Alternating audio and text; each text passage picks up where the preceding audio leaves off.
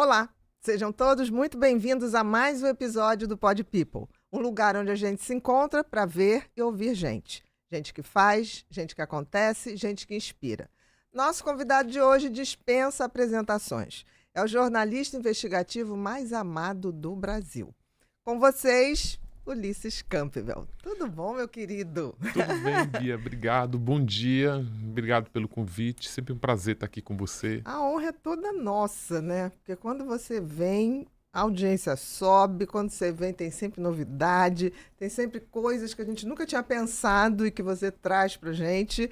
E agora você está lançando Francisco de Assis, o Maníaco do Parque. Queria que você falasse tudo pra gente. Tudo. Então, depois, da trilogia Mulheres Assassinas, começa agora o Francisco de Assis inaugura a trilogia Homens Assassinos. Ah, agora vai vir a parte masculina. Foi tipo assim, foi praticamente uma necessidade de mercado, porque eu tive algumas críticas, mas só de mulheres, cadê os homens, cadê uma cobrança, na verdade.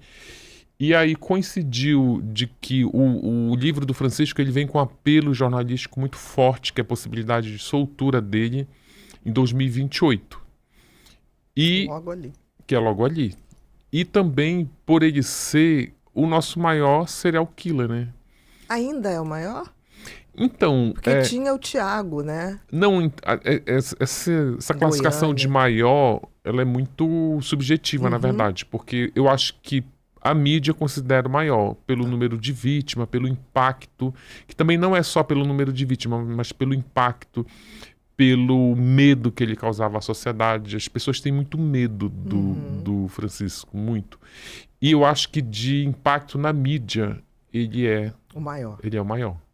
Perfeito. Foram quantas vítimas? Então, é meio confuso. Ele confessou 9 assassinatos. Haviam 9 corpos dentro da floresta, mas ele só foi condenado por 7. O delegado, o Sérgio Alves, que foi presidente do inquérito, fala que foram 11. Mas suspeita-se que ele tenha matado até mais. Então não se tem assim um número oficial. O número exato, na verdade. Porque para mim o número oficial é o número da sentença, né? Sim. E é uma coisa tão esquisita porque tinha 9 corpos lá no mato, mas eram 2 ossadas que nunca descobriram de quem eram, na verdade. E aí uma ossada, ele foi condenado por uma ossada não identificada, mas aí tem uma vítima chamada Elisângela, que ele confessou, que ele conta toda a história de como matou, tem todo o perfil da garota, e ela não entrou, ela ficou de fora. Por quê? O promotor me explicou, isso tem até isso no livro, que é uma investigação para cada vítima. É uma condenação para cada vítima também.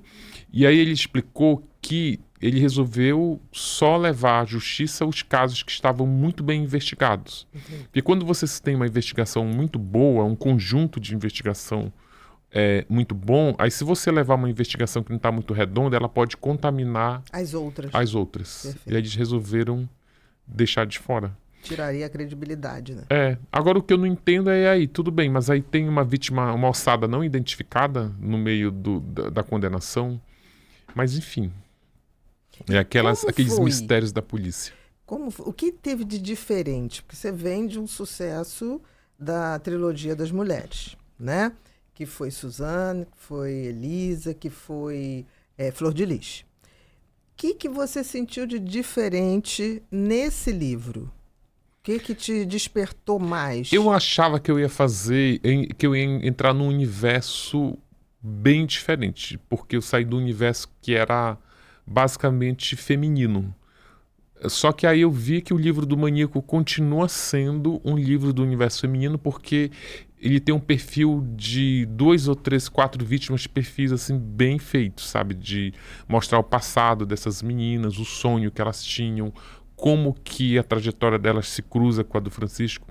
Em alguns momentos do livro, o Francisco sai do protagonismo para dar espaço, para dar voz, para contar a história de quem eram essas mulheres. Mas o que eu acho que tem de mais diferente na questão do crime é que as mulheres cometiam crimes intrafamiliares. E o Francisco não. O Francisco, ele acordava cedo, se arrumava. A maioria das pessoas faz isso, sai de casa para trabalhar, estudar, e ele saía de casa para buscar sua vítima na rua. Então, as mulheres, tanto a Suzane, a Elise e a Flor de Lis, como elas cometeram crime intrafamiliares, a história delas está mais ou menos dentro de casa, né? As relações com a vítima, com o entorno da vítima. O Francisco não. O Francisco, eu acho que ele é um serial killer genuíno mesmo, daqueles que oferecem um grau de periculosidade muito elevado para a sociedade. Por exemplo, eu não acho que a Elise, apesar de que a Elise até já, depois que saiu, já se envolveu em algumas encrencas com a polícia e tal, mas eu não acredito que nem ela, nem a Suzane seja uma ameaça tão grande à sociedade quanto o Francisco. Você está dizendo assim, seria uma ameaça a possíveis maridos. É. Mas não à sociedade como um todo. Ou então também a gente tem que ver se esse ameaça à sociedade não é em relação a golpes, a destruir, entre aspas, a vida de outras pessoas através de golpes, de fraudes. Também, se a gente pensar assim, mas você está dizendo nesse contexto de tirar a vida. De assassino, de homicídio, né? Porque elas são homicidas. Né? O Francisco, ele tem muitos outros crimes. Assim, eu acho que o que tem de mais grave no rol de crimes dele são os assassinatos. Mas ele tem outros crimes, ele tem outras condenações. A condenação dele soma 285 anos, mas o grosso que engordou mesmo a sentença dele foram os estupros. As tentativas de homicídio, os estupros, o Francisco, ele é um rol imenso de crime. Ele roubava as mulheres, ele descontava cheque, ele destruiu cadáveres, ele ocultou o cadáver, ele falsificou a assinatura. Então, assim, tem tudo de mulheres. Tudo de mulheres. Ele nunca fez isso com homens, por exemplo. Não tem esse relato, não tem esse histórico. Eu recebi na semana passada uma mensagem de um homem, que ele me contou uma história de que ele cruzou com o Francisco na rodoviária do Tietê, era mais ou menos 1998, que era na época que eu acredito que... Ele foi pego. Ele foi pego em 98. E pela narrativa que ele me fez, que a gente foi vendo datas e tal... Era mais ou menos, era no período que ele estava até foragido, que ele passa 37 dias foragido. E aí esse rapaz eles flertaram na rodoviária do Tietê, e aí eles passaram o dia todo juntos, e o maníaco convidou ele para ir num parque. Ele chegou aí no parque, mas na metade do caminho ele disse que não ia, deu um insight nele ali, não. Tá louco? Mas ele sabia que era o procurado? Não, que não sabia. Não sabia. Não sabia. Esse é o único registro que eu tenho de testemunha que ele teria convidado homens para ir ao parque. O que ele fazia muito, mas era muito antes dele se tornar esse assassino, ou se ele já estava matando, não se tem registro, é que ele teve um período ali, o livro até conta isso, que ele tinha uma espécie de perversão. O que ele fazia? Ele entrava no ônibus lotado em São Paulo, naquelas linhas bem cheias, no horário de pico. E aí no meio lá da viagem, lá, das pessoas muito espremidas, com o corpo muito perto uma das outras, ele começava a tocar no sexo de homens. Sabe aquele tipo de assédio que é muito comum em condição lotada? E aí rolava um flerte ali. Eu entrevistei 3 homens que contam essa história, que rolou um flerte ali. Eles desciam perto do Ibirapuera e tinha tem um viaduto ali perto do Ibirapuera, que embaixo do viaduto, à noite, na época, né, pelo menos, era um ponto de homens ficarem namorando lá embaixo. Então o Francisco, ele costumava entrar no ônibus. Não necessariamente era ele que assediava. Esse homem que eu entrevistei, que conheceu ele depois, disse que não, ele próprio assediou, porque ele usava umas bermuda de lycra muito colada. Uma dessas bermudas, inclusive, era até bermudas femininas, que ele achava que a bermuda feminina ficava melhor no corpo dele. E aí ele vestia essas bermudas muito coladas no corpo, entrava no ônibus lotado, E aí esse homem conta que assediou ele por trás, e aí eles desceram no Ibirapuera e foram para debaixo desse viaduto. Mas, pelos relatos desses homens, ele ainda não estava, não teve nada que levasse a crer que eles estavam, que poderia ocorrer um assassinato. Ele não era violento. Com os homens. Com os Nunca homens. teve um relato Não. em relação a homens. Não. Que interessante, né? Não, nunca. E ele nunca levou, não consegui registro de homens levados para o Parque do Estado, onde ele montou aquele santuário onde ele matava as mulheres. Os homens ele levava ou para o Ibirapuera, ou ele chegou a levar um para o Parque do Ipiranga. Mas também eles não... É curioso porque, inclusive, quando eles me contaram, um deles que eu entrevistei no ano passado, eles me contaram que dá aquele medo retroativo, né? Porque... Que poderia ser. Porque aí eles descobriram quem era o cara depois que ele foi capturado, né? Tem maníaco que é o Francisco de Assis. E aí o cara via, nossa, esse cara foi por debaixo do viaduto comigo, eu poderia ter morrido. E a relação com os homens era uma relação saudável, que você está dizendo, sexualmente? Nenhum deles relatou nenhum tipo de violência ou de subjugação, nada disso? Não. Tudo permitido, digamos assim. Tudo. Era sempre ele exercendo o papel de passivo e sem nenhum registro de violência. O primeiro registro de violência, que aí não era um homem, era uma travesti, que eu acho que que era a namorada dele, eles namoraram por 14 meses, que ela fala que ele foi se tornando violento ao longo da relação. Os primeiros relatos, pela cronologia, né, de ver quando começou a namorar, são os primeiros relatos que eu vejo. Ele tinha muito relato de espancamento de mulher, mas, por exemplo, tem uma história de uma mulher que ele namorava em São José do Rio Preto, ele tinha 20 e poucos anos, e essa namorada tinha uma amiga que ficava apresentando homens para a namorada dele. E aí ele vai e espanca essa menina. Espancar a amiga. Espancar a amiga, porque tá... Então, assim, de violência, eu tô falando de violência mesmo, daquela violência Sim, física, né? Física e mais aquelas violências, por exemplo, com que fica, sei lá, uma violência que, sei lá, com hematoma, sabe, uma coisa mais violenta, sei lá, não tem uma régua para medir. Com mais lesão. Com mais lesão. Com mais lesões mesmo. Não estou diminuindo a violência. Toda violência, até psicológica, já é violência, Sim. mas você está dizendo palpáveis, Sim. quantificáveis, medíveis, né? Porque a lesão é medida pelo tamanho, se fez hematoma, Sim. qual o tamanho. Eu estou raciocinando aqui, Ulisses, a impressão minha, ou a vida dele vai como se fosse uma escalada de violência, que é muito típico dos psicopatas. Você observou isso? Eu percebi que a violência, parece que ela foi inebriando ele. Ele foi primeiro vendo violências. Sendo expostos a violências.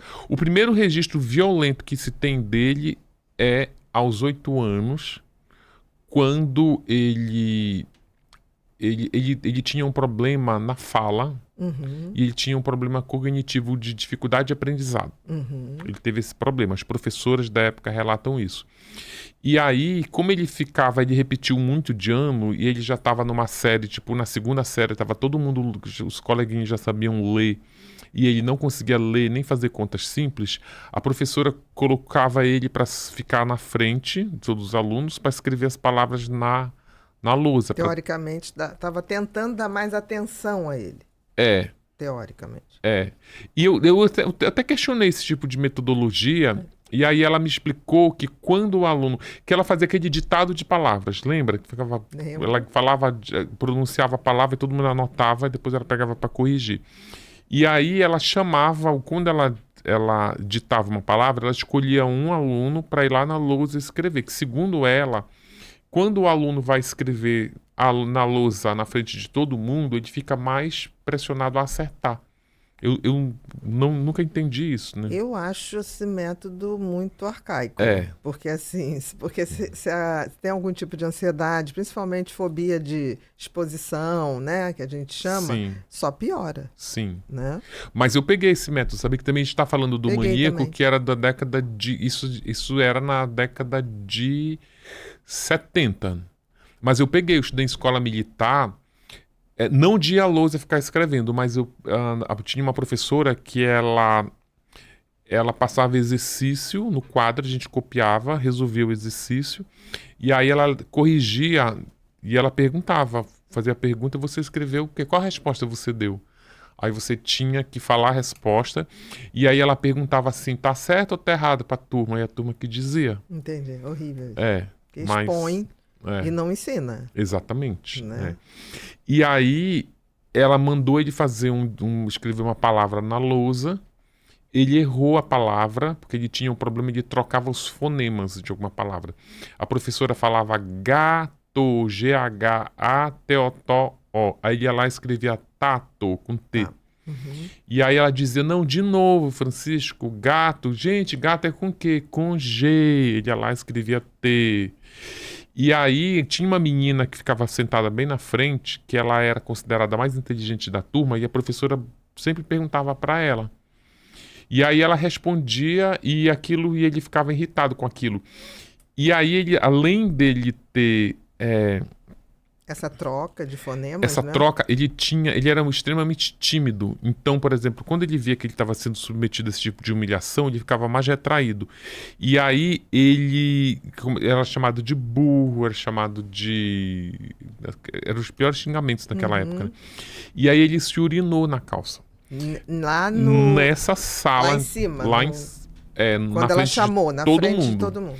E aí, quando ele viu que o uniforme estava ficando molhado, ele vira de costas para a turma, só que a menina vê a água ensopando o chão. Uhum. E aí ela fala assim, olha, a mocinha tá se urinando toda. Aí vem uma risada assim, geral. E aí na hora ele vira e avança na menina, tenta dar uma mordida aqui, arrancar um pedaço dela. E o curioso... Mordida uma mesmo. mordida. Como ele veio fazer. Sim, depois. Uma mordida. Tá. Uhum. E aí o curioso é que na ficha dele de aluno lá da escola, que eu cheguei aí nessa escola ver o arquivo lá, tá escrito assim, eliminado. É o termo que eles usavam de expulsão. Entendi, eliminado. Ele foi expulso, ele foi expulso, ele foi para uma outra turma. De lá ele foi para uma turma, até com uma forma de castigo, colocado ele numa turma, numa outra escola, que era uma escola que tinha uma turma que eles chamavam turma de aceleração. Que era aqueles alunos que estavam com distorção, idade séria, estavam com 14 anos, já era para estar lá na 8ª, 7ª série, não conseguia ler nem escrever, ficava nessa turma de aceleração. E ali era a professora mais carrasca, tinha uma professora com palmatória, tinha um ritual de na hora de ir embora, ficava uma fila e a professora fazia uma pergunta de algo que foi ensinado na sala de aula, geralmente era tabuada, e a professora perguntava, 9 vezes 9, o aluno errava e levava uma palmada. Uma palmada. Palmatória. E só saía se acertasse. Ela ficava 9 mais 9, 25, pá. 9 mais 9, 31, pá. Até ele acertar que 9 vezes 9 e 81, ele não saía. Ficava apanhando. E aí as meninas, as alunas da época contam que quando a mão já estava assim bem vermelha, ela começava a bater aqui no antebraço. Na parte do antebraço. Para poder, porque ela já não aguentava mais, já estava praticamente... Não tinha mais o que bater. E ele era submetido a isso. Isso são violências que eu sempre defendo a tese de que algumas violências, algumas humilhações, algumas situações extremamente constrangedoras, traumatizantes como essas, elas vão sendo guardadas no arquivo, né? É como se fosse o gatilho. Isso não é capaz de criar um serial killer. Sim. Mas pode dar o formato de como esse serial killer irá ritualizar Sim. os Não é assassinatos. determinante, né? Mas eu acho que na hora... Mas influencia. Eu acho que seria uma receita de um bolo muito complexo, com vários ingredientes. Alguns ingredientes não são importantes, mas estão ali. E é interessante que você está falando uma coisa, porque me parece que aí a gente já teve uma figura feminina que humilhou ele, né? A menina lá, melhor aluna. Depois a gente teve a professora, essa Sim. professora de palmatória. Quais são essas figuras femininas? Porque Aí tem uma me vem à tia, cabeça sempre que esse cara escolhe mulheres por algum motivo. Tem uma tia que ele conta, ele diz que era uma tia que era garota de programa, e aí ela passava a noite fazendo programa, e às vezes, durante o dia, ela ia dormir na casa da mãe dele. Que essa tia vinha... Era irmã da mãe. Irmã da mãe. E aí, numa das vezes, ela estava deitada na cama, ele entrou no quarto, e aí ela pediu para ele chupar os peitos dela e o sexo dela. Segundo relatos dele, e ela até nega. Certo. Ela nega, mas dentro da família... Ele relata isso. Não, dentro da família não é consenso. Parte da família diz que isso é verdade, parte da família diz que isso não é verdade. A mãe fala que não é verdade. Mas a mãe também, até um tempo atrás, não acreditava nem que ele era o maníaco do parque. maníaco do parque. E a mãe? Nos exames criminológicos, nos testes de Rorschach, nos contatos que ele teve com psicólogos e com psiquiatras no bojo do processo lá penal dele, há muito esses relatos de abuso sexual. E tem um tio também que ele conta que ele sofria. Que ele sofria. De mulheres. Um tio e uma tia. Um tio e uma tia. Abuso sexual. Abuso sexual. Ele conta, apesar de ser muito contestado pela família, pela tia, esses relatos ele leva inclusive para o tribunal. Ele leva, tipo assim, é tanta confirmação, inclusive no teste de Rorschach também aparece essa informação de que ele foi abusado por uma tia. E aí eu acho que são esses, do universo feminino. Tem também são esses que eu lembro. A mãe. A mãe Porque a mãe eu me lembro, na época, ela sendo entrevistada, porque isso repercutiu muito na mídia. Sim. E ela não acreditando. Não.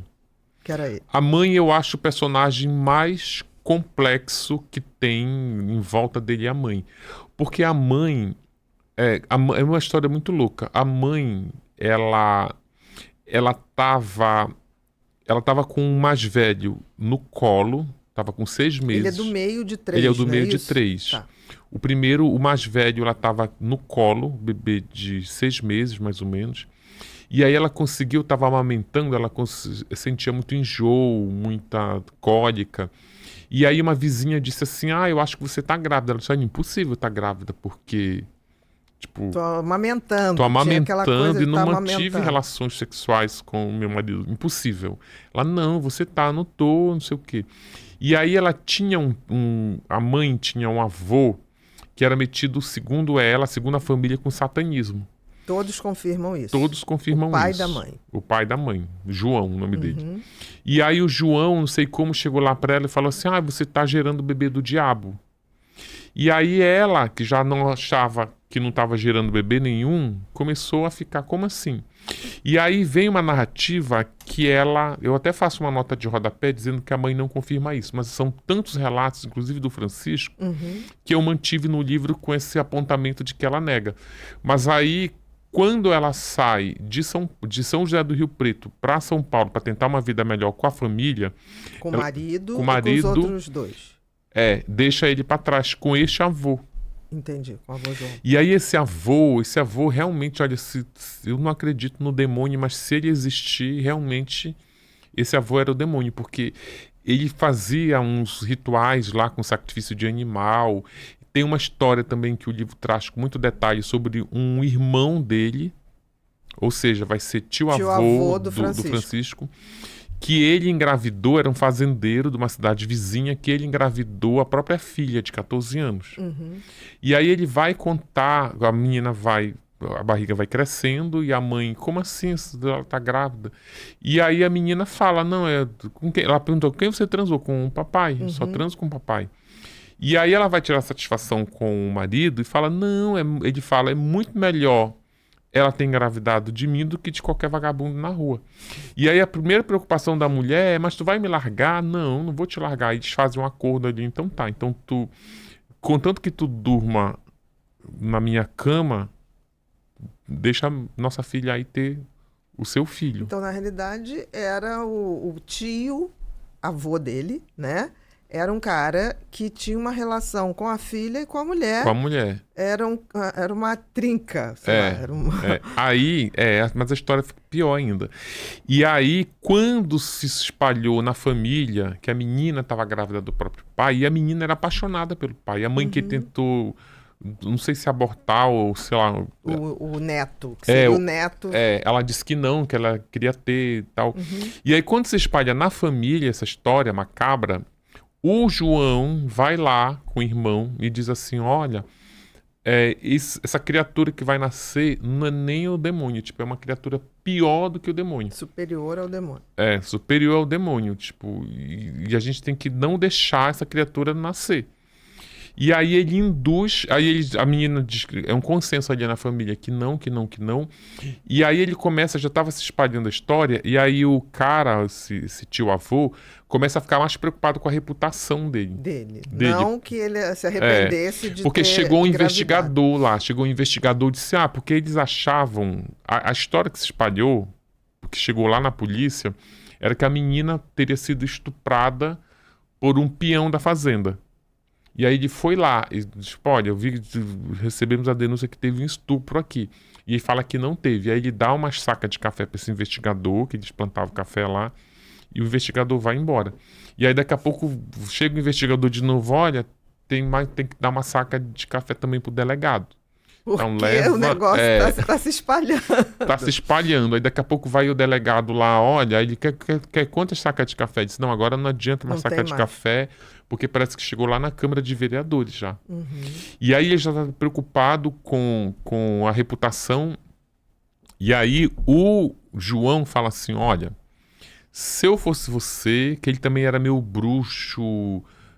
O João. O João era um bruxo que previa o futuro, fazia umas profecias, dizia, olha, vai estourar uma bomba aqui que só tem uma saída, é você se matar. E ele convence o irmão a se matar. O irmão se mata? Se mata. Nossa, ele se mata de uma maneira horrível, que ele bota uma espingarda, tipo num tripé daquelas câmeras, ele bota uma espingarda virada para ele senta na cama, bota a espingarda virada para ele, e aí ele amarra um fio no gatilho, e aí ele passa o fio lá num gancho de rede e puxa assim. E o pior é que a família conta isso. Assim, a história, ela é macabra, mas o que eu fiquei mais admirado é como os familiares contavam isso assim com uma história da família. Mais uma história da família. Mas tudo bem que tava o Francisco lá, que era... E aí essa história é contada assim, ela só diverge, que aí parte da família dele me contou que ele não se matou com essa engenhoca que ele fez. Eles dizem que parte da família diz que, na verdade, ele entrou no banheiro e se enforcou. Ficou só a dúvida de como foi que ele tirou a vida. Mas é fato que ele engravidou a própria filha. E é fato que o João induziu ele ao suicídio. Mas veja bem, que poder de convencimento tinha João. E a gente fica falando, se João convenceu o próprio irmão, né, a se matar, você imagina o que ele ensinou para o Francisco, porque Francisco convencia qualquer mulher, né? Qualquer não, muito bem selecionada, a ir para o parque da cidade. Sim. Ele começou a ter, quando ele conviveu com o avô, segundo ele relata lá nos laudos, ele diz que ele começou a tomar, o avô obrigava ele a tomar sangue de animais. Ele fazia um ritual de sacrifício, que na verdade quem tinha que tomar esse sangue eram os clientes, que ele tinha o avô fazia atendimento. Que era eu até cheguei a ver uma foto que tinha de uma placa que era pregada na frente da casa dele, que era assim, destrua casamentos, acaba com inimigos, aquelas coisas bem...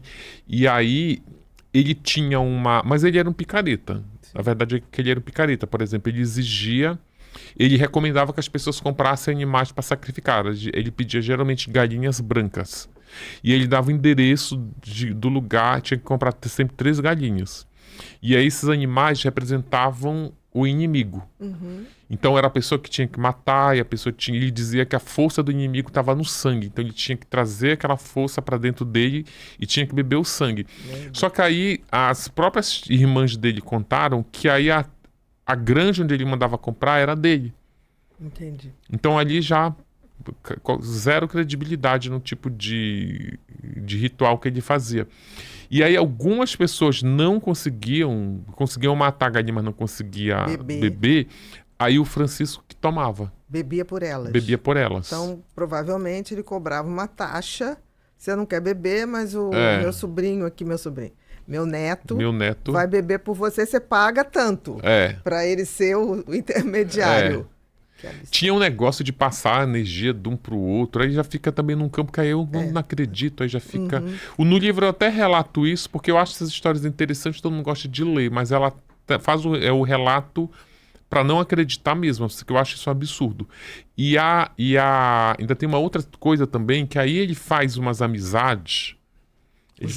O Francisco. Ele faz umas amizades, porque eu acho, Bia, que essas pessoas, elas se encontram. Essas pessoas se encontram, e é um encontro assim que é meio encontro de almas, não é um... Parece que elas se identificam, eu acho que é uma coisa quase sobrenatural. Se fosse uma frequência que a gente não vê, mas que as pessoas vibram numa mesma frequência e acabam se... Inclusive, eu acho que é essa mesma tese que faz o Daniel e o Christian aceitarem matar os pais da Suzane a pedido dela. Entendi. Porque eu acho que se você não tiver essa sintonia, não tiver nessa mesma frequência, você não fica nem à vontade em convidar alguém a fazer uma coisa dessa. Então, para eu te fazer um convite, olha, vamos ali matar, esquartejar, nós já estamos nessa. Tem alguma coisa que nos conecta nessa possibilidade. Sim. Você pode até não aceitar, mas não é um convite absurdo. Você não vai achar absurdo. Você vai dizer, olha, eu não vou contigo porque eu marquei hora no cabeleireiro, tá? Mas aí não é, tu não vai sair de lá, ai meu Deus, ele me convidou para matar alguém, esquartejar. Aí se tu não tiver hora no cabeleireiro, tu vai lá e vamos lá fazer isso. Depois a gente vai para um churrasco.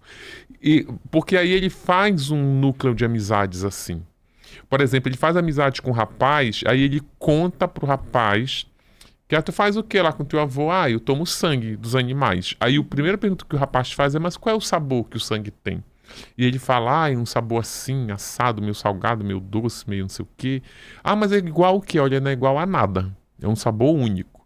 E aí ele fica, vamos lá tomar? Vamos. E aí já tinha uma curiosidade desse outro. E aí ele já faz o primeiro amizade ali. E aí, mas tu trabalha onde? Eu trabalho ali no frigorífico, Bordon, fazendo o quê? Eu trabalho na parte de matar os bois, lá no matadouro. Ele trabalhou mesmo. Trabalhou. Este leva pra lá. Esse rapaz que queria provar o sangue. Leva pra lá. E aí ele achava, porque este rapaz estava trabalhando a função dele era de marreteiro, ele pegava a marreta e... porque antigamente matava o gado assim, né? Hoje que tem uma pistola, uma coisa, mas era dantesco mesmo. Sim. Eles não usam marreta se a pistola não funcionar. Eles usam ainda. E aí que eu visitei uns matadouros, tipo, ainda tem uns clandestinos, inclusive. E aí... Só que aí ele vai trabalhar, ele consegue um emprego neste frigorífico, só que ele achava que ele ia para a função de marreteiro, que ele queria matar os animais. O desejo do Francisco era o marreteiro. Só que aí o que acontece? Ele não vai para essa sessão, eles colocam ele num departamento que eu não sei se você já visitou um frigorífico, é uma coisa mais assim, é uma escala industrial, assim, meio... Quem nunca visitou é uma da morte, né? Uma escola industrial da morte. Porque, sabe, o livro até detalha isso, sabe? Chega os caminhões lá com aqueles gado, eles entram num corredor... corredor da morte mesmo, literal. Sabe? E aí, quando eles estão quase chegando lá onde eles vão ser executados, eles têm que tomar um banho. Porque eles chegam muito estressados, aí se eles forem abatidos estressados, a carne fica endurece. rígida e escura. E aí eles tomam um banho, assim, que é um chuveiro, parece aquele chuveiro lá do Holocausto, sabe? Do Aquele Holocausto, chuveiro sim. que é horrível, tu tem várias sensações ruins. E aí se eles empacam, tem que dar um choque, eles têm lá uma mangueirinha de dar choque pra... E é uma coisa assim, eles têm meta, tipo, olha, nos frigoríficos que eu visitei, eram 400 bois no dia. Então, por exemplo, se eu empacar, tipo, e aí eles entram eles fazem uma fila que vai afunilando, afunilando, afunilando. Aí ele chega tipo uma caixa assim de ferro, onde eles ficam bem encaixados, aí eles são abatidos lá. E aí essa caixa já vira pro lado, e aí já engancha e esquarteja, sai cortando ele, retalha ele todo. E aí nessa escala industrial, fica o chão muito sujo de sangue, fica ali um dedo de sangue. E no frigorífico não se desperdiça nada, nada, nem um pelo do boi, nem um dente, tudo é aproveitado. Aquele sangue ele já vira material orgânico, e aí a função do Francisco era limpar esse sangue nessa parte onde o boi já chegava morto. E aí ele passou uns 2, 3 meses enchendo o saco do gerente para ele trabalhar na marreta. Na parte de matar. Na parte de matar, exatamente. E aí ele consegue primeiro substituir teve um marreteiro lá que faltou.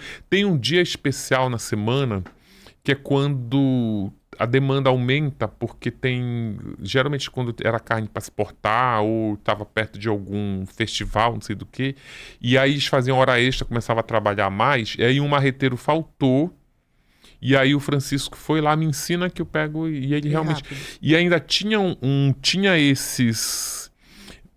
nesse dia que a escala aumentava, tinha uns bois que chegavam lá que não dava para vender como carne nobre porque estava doente, ou porque se acidentou, ou porque, enfim. E aí eles iam para outro local. Local do lado, onde era mais rudimentar. E aí ele começou trabalhando lá. E tem uma coisa muito louca, Bia, que o primeiro boi que ele relata que ele matou, que aliás era muito comum nesse lugar rudimentar. Ele primeiro, o boi tinha que morrer na segunda marretada, no máximo na terceira. Porque se você não... Primeiro do tempo também, que não pode demorar muito. E segundo porque eles não pode romper o couro. Que eles aproveitam, fazem uns tapetes e tal. O sangue só podia sair pelo nariz, não podia romper... Para não manchar o couro. Para não manchar o couro, para não danificar o couro. E aí ele ele não tinha força, ele não tinha... E aí os primeiros bois que ele matava, por exemplo, o boi tem 4 patas, ele fica em pé nas 4. Quando ele dava a primeira, a segunda marretada que o boi não morria, primeiro ele perdia força nas patas da frente. Então ele ficava meio que assim, ajoelhado na parte da frente. Projetado para frente. Para frente, com a cabeça para frente, e o traseiro assim empinado para cima. E aí... Essa cena ficou muito marcante para ele, quando ele estava trabalhando neste frigorífico. E aí, algumas das vítimas que ele faz no parque, ele deixava nessa mesma posição. É quase um abate, né? Ele não... O matar dele tinha um ritual de abate. Sim. Literal, né? Sim. E você vai ver, tem na história dele. Sim. Além do abate, eu acho que aí leva para as aves que ele abatia, ele chegava a bater aves também no frigorífico? Com o avô, lá, com a boca dos clientes, do sangue que ele bebia.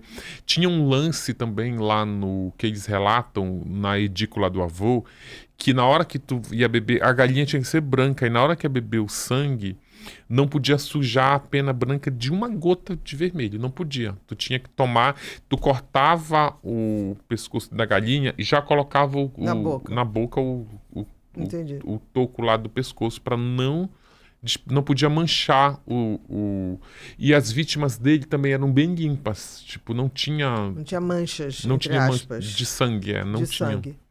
Que impressionante isso. E esse E essas vítimas que ficavam na mesma posição do boi boi, abatido. ele deixava quando... Ainda tinha um ritual, porque o corpo, ele sabia, isso ele dominava essa técnica.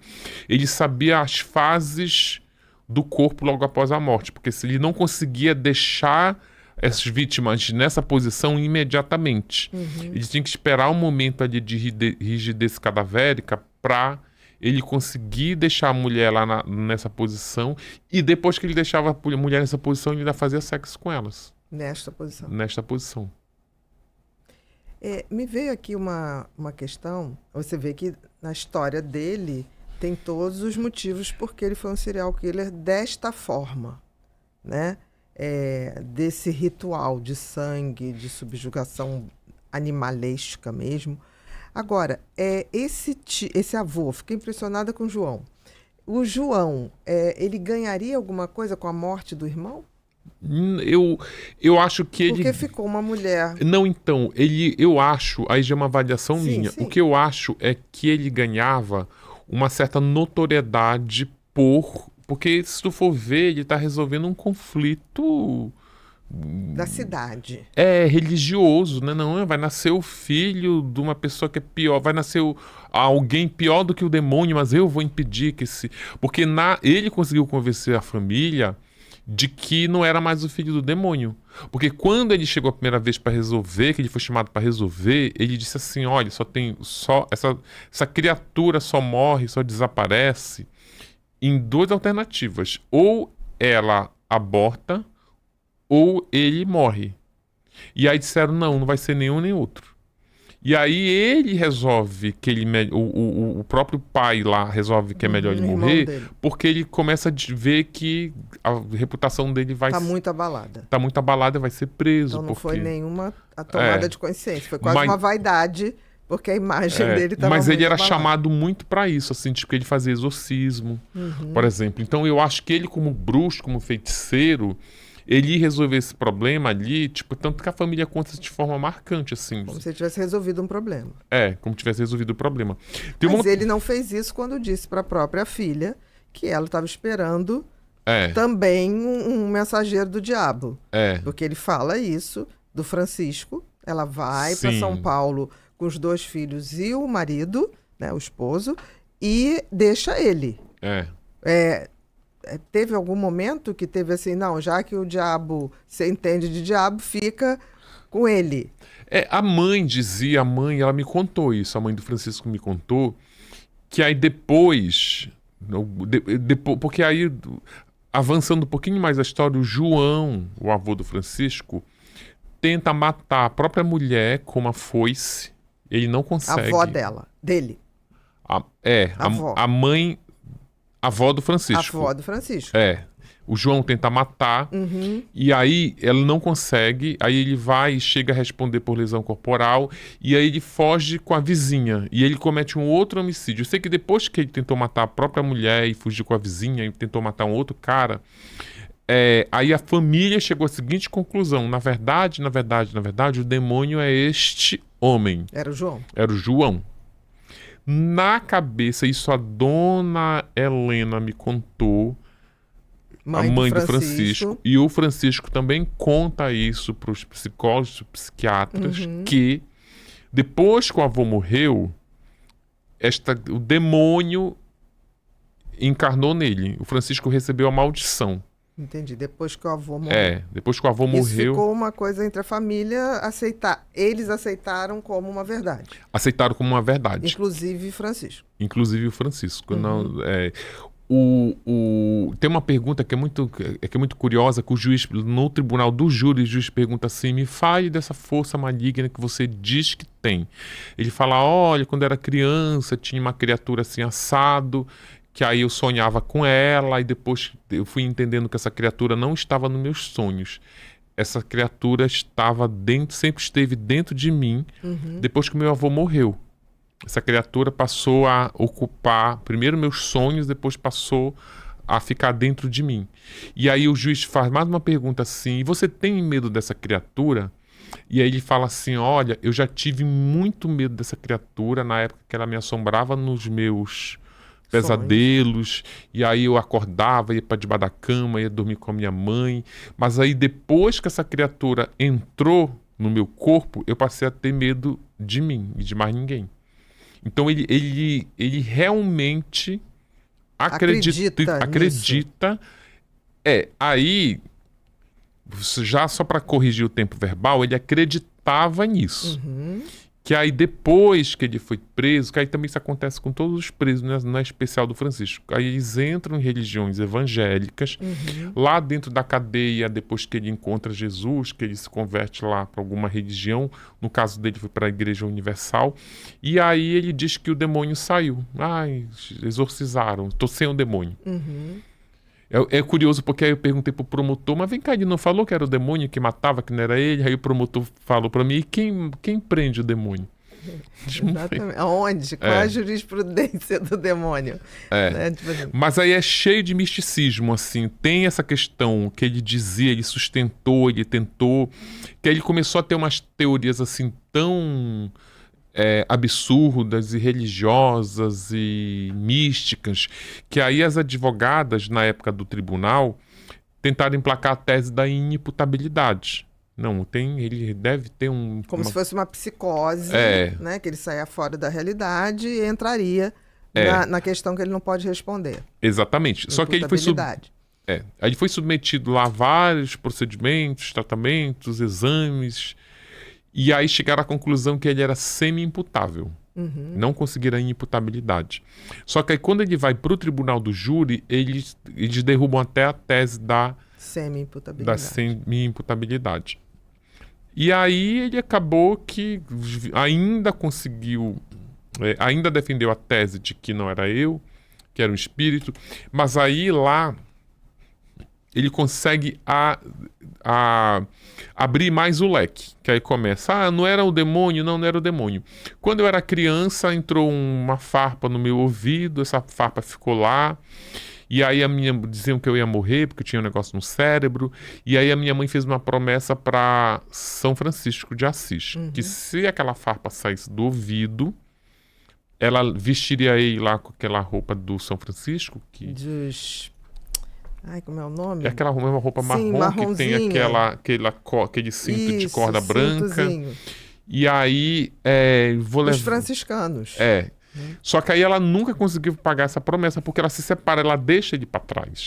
Tipo, depois que eles vão pra São Paulo. Vem pra São Paulo, ela corta, ela não corta definitivamente, mas os laços familiares ficam muito frouxos. E ela alega alguma coisa? Por que ela não levou os 3 filhos? Cara, eu acho que são as perguntas mais indigestas que eu fiz pra essa mulher foi isso. Porque ela não consegue explicar. Não consegue. Ela não tem coragem de dizer que ou ela teve muito medo dele, que aí já é tudo interpretação minha, teve medo por conta dele. Até do próprio pai dela, o João, dizendo que ela estava esperando o mensageiro do diabo. Aí daqui a pouco ela conta que ele que não quis mais, porque ele tinha esse sonho de ser patinador famoso. O fato é que ela negligenciou ele. Porque tem uma coisa incrível, assim, eu pesquisei abandonos de mães quando elas migram. Tipo, é comum, inclusive. Geralmente a mãe leva o mais novo. Ou ela só deixa o mais novo para trás quando ela vê que é mais garantido esse mais novo ficar. Por exemplo, era muito comum deixar com a avó, né? Deixar com a avó. Aí tu deixava ou o mais novo ou o mais velho. Mas aí sempre tinha uma razão para ela escolher. Tipo, minha tia quer ficar, eu vou levar, o mais velho está estudando, não dá para eu levar para não tirar da escola, o mais velho já está trabalhando, o mais velho está encaminhado. Mas é difícil encontrar mães que deixam o filho do meio. Tipo assim, ou ela deixa todos, ou ela deixa o mais velho, ou ela deixa o mais novo. Ou se ela tiver mais filhos, os do meio não vão ficando para trás. Mas no caso dele ela deixa. Tem uma outra coisa também que é só com ele que acontece, é que o filho mais velho, quando ele manteve a primeira relação sexual, ele tinha 14 anos, foi se queixar para a mãe, que sentiu muita dor. E aí não sei quem lá, um amiguinho dele lá viu e disse, não, você tem fimose, você tem que operar. E aí a mãe opera ele. O mais velho. O mais velho. Leva num posto lá de saúde, o médico encaminha e opera. Aí o médico diz, olha, geralmente, você tem quantos filhos? Tenho 3. A fimose, geralmente, ela é hereditária. Quase sempre é hereditária. Então, traga os outros antes que os outros tenham vida sexual ativa. Que vai ter o mesmo problema. Vai ter o mesmo problema, porque é uma fimose secundária, era muita pele. Era uma fimose secundária que, segundo eu vi lá no laudo do Francisco, o pênis mesmo ereto, 100% ereto, não ficava com a glândula exposta. E aí, ela leva, quando o médico diz traga, ela leva só o mais novo. Opera o mais velho, leva o mais novo e ele não. Não, ele não. E eu perguntei, por que a senhora não lê? Porque essa fimose, ela parece muito... Inclusive, essa fimose é fundamental para as vítimas. Quando ele ficava negando, não levei. Ela dizia, olha, ele tem uma fimose assim assada. Aí outra também tem. Então, é um elemento importante. Era inquestionável, quase uma tatuagem. Quase uma tatuagem. Que não tem como dizer que não tinha. E também, aí elas relatam que além dela ser quase uma tatuagem, ela tem uma complexidade. Que aí, quando ele tentava manter uma relação sexual, penetrar, que ele sentia dor quando a fimose, e aí ele ficava com raiva das mulheres. Entendi. Ainda tem isso.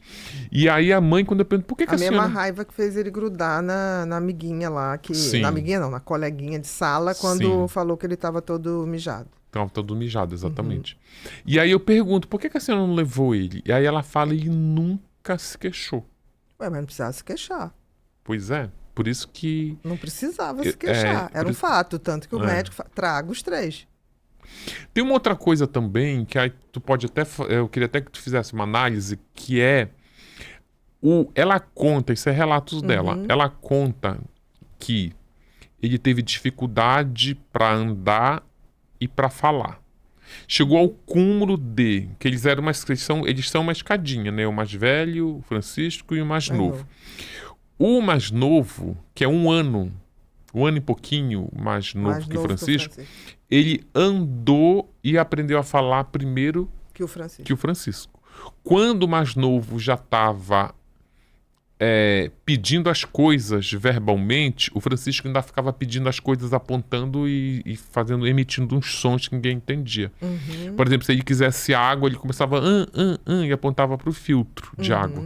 E a mãe ia lá, dava água para ele. O filho não, o filho já dizia o mais novo já dizia que quero água. E aí, e ela conta que ele tinha sobrepeso na infância. E aí ela juntou tudo. Esse menino tá com sobrepeso, esse menino não sabe falar, não aprende a falar, não anda ainda, e ela levou ao médico. E aí o médico falou para ela assim, olha, este menino não está andando porque ele não está sendo estimulado. Porque a criança, ela aprende a andar, mas para ela andar na idade que ela tem que andar, o pai tem que pegar, segura no bracinho, dar os primeiros passos. Se o pai não tiver paciência de fazer isso, eles compravam, na minha época, chamava andajá. Andador! Colocava que tinha... Ficava penduradinho. Ficava penduradinho, né, naquela... Isso. E ficava... Assim. Exatamente, para ele poder andar. E aí não fizeram isso com o Francisco. Ele. Fizeram com o mais velho, com o mais novo, e não fizeram com ele. E esse pai... Porque, assim, Francisco tem... A mãe teve esses 3 filhos com o mesmo pai, Ulisses? E esse pai não... Parece uma figura morta, né? Não, tu sabe que não. Esse pai é o seguinte, o pai, ele tinha problema com álcool, ele tinha compulsão por jogo, sabe? A mãe era muito... A mãe era uma guerreira. A mãe ela conseguiu trabalhar numa plantação de laranja. E aí ela trabalhava na plantação de laranja. E a plantação de laranja, o lugar onde eles coletavam laranja, era muito dentro da fazenda. Então tinha um ônibus que pegava na entrada da fazenda e que adentrava na fazenda, assim, às vezes 1 hora de viagem dentro da fazenda para chegar num local. E aí daqui a pouco o ônibus voltava. Ela era tão trabalhadeira que aí ela trabalhava coletando laranja, mas ela conseguiu um emprego também de motorista deste ônibus. Nossa. Ou seja, ela ia, levava, depois que ela chegava com o ônibus lá, ela descia e ia coletar laranjas. Ela tinha 2 salários. 2 salários. Ela sempre E foi. esse pai, nada. O pai, ele trabalhava nessa mesma fazenda, era lavando as laranjas, selecionando as laranjas, mas ela sempre foi mais do que ele, sempre, tipo, ela sempre teve 2 empregos, ela é a matriarca, ela era a matriarca da família, ela era a líder. E o Francisco fala desse pai? Fala, o pai fala muito do pai. O pai que escolheu o nome dos filhos, ele botou o nome de santo nos filhos, para todos eles. O pai, mas aí o que acontece com o pai? O pai, ele era uma figura, ele era coadjuvante na família, vamos dizer assim. Quem decidia tudo era a mãe. E aí o pai ele fica muito decepcionado com a descoberta de que o Francisco é o maníaco do parque. E aí a mãe conta que ele teve uma série de doenças emocionais, inclusive ele já tinha uma diabetes, mas aí com a depressão, a tristeza, a imunidade caiu. Perdeu o controle. Perdeu o controle, exatamente, e acabou morrendo. Ele morreu 1 ano depois que ele foi preso. Mas eu vejo as imagens, as fotos do pai depois de que ele foi capturado. Você vai vendo foto a foto, até do momento que ele é capturado até próximo de onde ele morreu, no hospital, você vê ele definhando, assim, é impressionante. Ele morreu, segundo a mãe, pele e osso, assim, e a família toda fala que morreu de tristeza. Deve ter sido mesmo. Ele tinha algum nível de consciência. Mas esse pai também nunca lutou por esse filho. Não. Era só uma questão de tristeza. Eu acho que também ele nem ele, pelo perfil que eu apurei, nem era. Se alguém tivesse que lutar, seria a mãe, assim. Tipo, o pai, ele ficou muito. Eu acho que a mãe luta até hoje, né? Ela deu uma entrevista agora, domingo, na TV Record. Você vê defendendo, sabe? Tem uma coisa. Por exemplo, eu fui entrevistar a mãe, e aí, na hora que eu tava falando com a mãe, eu cometi um lapso. E eu falei, não sei o que é um maníaco. E aí ela... Obrigado. Obrigada, Ruth. Cheiroso esse chá, hein? Esse chá prova, é especial aqui da gente. Pessoal, aproveitando pra gente lembrar pro pessoal aqui que tá acompanhando a live, que podem mandar perguntas, que no final a gente vai sortear 2 kits, um livro novo do Ulisses, do Francisco de Assis, e outro o livro novo da Bia também, Um Tempo Pra Mim. Para a melhor pergunta. Cada um vai escolher qual foi a melhor pergunta. Pergunta que eles vão mandar. Que eles vão mandar. Podem mandar aqui no chat. Perfeito. E aí já tem até uma pergunta aqui que eu achei bem legal. Posso fazer para vocês? Pode, a gente aproveita para tomar um chazinho. Gostou? Não tem açúcar, não tem nada. Adorei.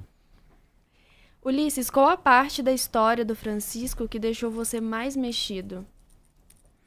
Do Francisco... Nossa, essa pergunta é boa, hein? Ó, tá concorrendo. A gente vai fazer assim, eu escolho a sua boa e você escolhe a minha. Tá bom, perfeito. Eu chego aqui, já quero mandar. Mas você manda, meu querido. O que me mexeu mais do Francisco... Tem uma coisa que eu fico muito... Assim, que eu fico muito reflexivo, intrigado. Nas negligências que ele foi sofrendo ao longo da vida, porque o livro mostra os crimes, mostra que ele realmente era um assassino cruel, mas aí quando a gente rebobina e você chega porque é uma coisa que assim, cara, esses assassinos, eles foram crianças. Que sinais eles deram e a mãe ou não captou, ou captou e negligenciou, ou, sabe, então eu fico muito mexido, assim, como poderia ter sido evitado. Será? Porque, assim, se fosse só depender disso, a Suzane, por exemplo, não foi negligenciada em nenhum momento. Mas eu estou entendendo o teu raciocínio. Eu acho, por exemplo, essa questão da fimose, eu acho que me chocou profundamente. Mas eu acho que começa com essa história de bebê do diabo. Não, que eu acho esse que negócio envolve do bebê ignorância. do diabo. Esse menino depois tomar sangue das galinhas que o avô vendia para fazer despacho para quem queria acabar com os inimigos. Sim. Ele é uma história muito...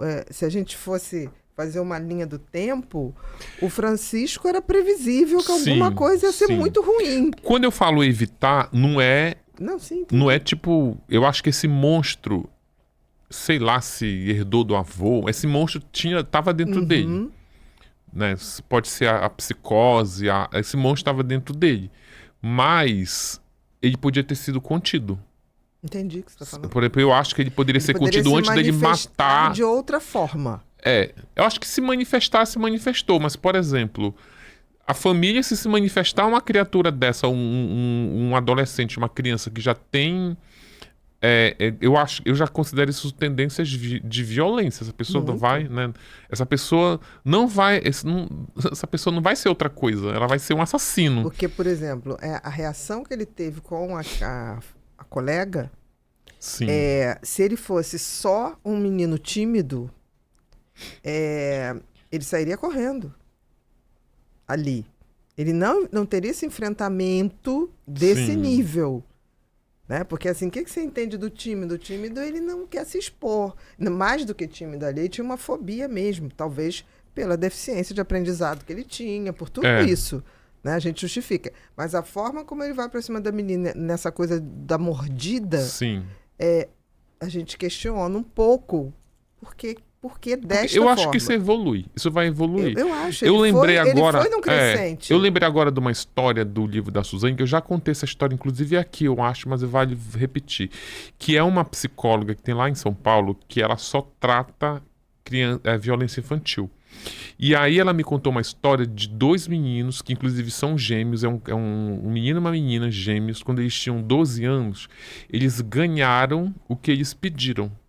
O menino pediu uma bicicleta e a menina pediu um cachorrinho, um poodle. E os pais deram. E aí o menino foi lá e praticamente arrancou quase todos os pelos do poodle da irmã. E aí a psicóloga estava até me contando, ele deu 3 puxão, tirou 3 tufos. Meu Deus. E ela falou, olha, primeiro tufo que ele arrancou, esse animal já reagiu, sabe? E ele foi lá, fez a segunda, fez o terceiro. E os pais correram desesperados, assim, tipo, eu acho que é disso que é disso que eu tô falando. Entendi. Esse menino deu um sinal, os pais correram levar. Tudo bem que a gente tá falando de universos completamente diferentes, a gente tá falando da década de 70 no interior de São Paulo, de família humilde, que trabalha catando laranja, e eu tô falando de empresários. Entendi. Mas assim, o que eu acho que fica de ensinamento? Eles dão sinais precoces. E sinais claros. Claro, porque tu fazer um maltrato desse no animal, para mim, é um sinal claro. Com certeza. Então, se os pais negligenciam, seja por falta de conhecimento, seja por, às vezes, falta de recursos... Não, de onde também pedir socorro. Sim. Porque, por exemplo, uma família dele, a quem pedir? Que deu um serviço de saúde do governo público, né, para que possa levar. Porque a Suzane, ainda voltando à comparação que você fez, eu acho que a Suzane, ela também tem os sinais dela. Por exemplo, tem aquela coisa do abraço, que a mãe nunca abraçou ela e tal. Ah, mas aí eu também nunca fui abraçado, não quero matar meus pais. Mas a gente está falando de alguém que matou os pais. Se você nunca matou os pais, eu não estou procurando os sinais que você deu ou deixou de dar. Mas no caso dela, tem eu acho também que a forma como esse distanciamento, não dar um abraço no filho, para mim, é simbólico, mas eu acho que tem muita coisa escondida atrás desse gesto, desse não gesto, no caso, de um distanciamento emocional, de uma negligência de afeto, por exemplo. Você está dizendo que nada disso levaria a desfechos tão trágicos, cruéis e trágicos, se a pessoa não tiver já aquela tendência. Isso é um fato. O que você está dizendo é que a precocidade da intervenção pode mudar o tamanho do estrago. Ou inibir um pouco esse tipo. Por exemplo, você falou agora, esse menino que agora há pouco tempo entrou e matou 23 animais, no mínimo, esse menino tem que ser precocemente trabalhado, visto por um psiquiatra, por um neurologista, até para ver se ele tem alguma alteração, me parece que não, e também por um acompanhamento. Mas quem acompanha? Eu cheguei até a dar uma investigação de leve.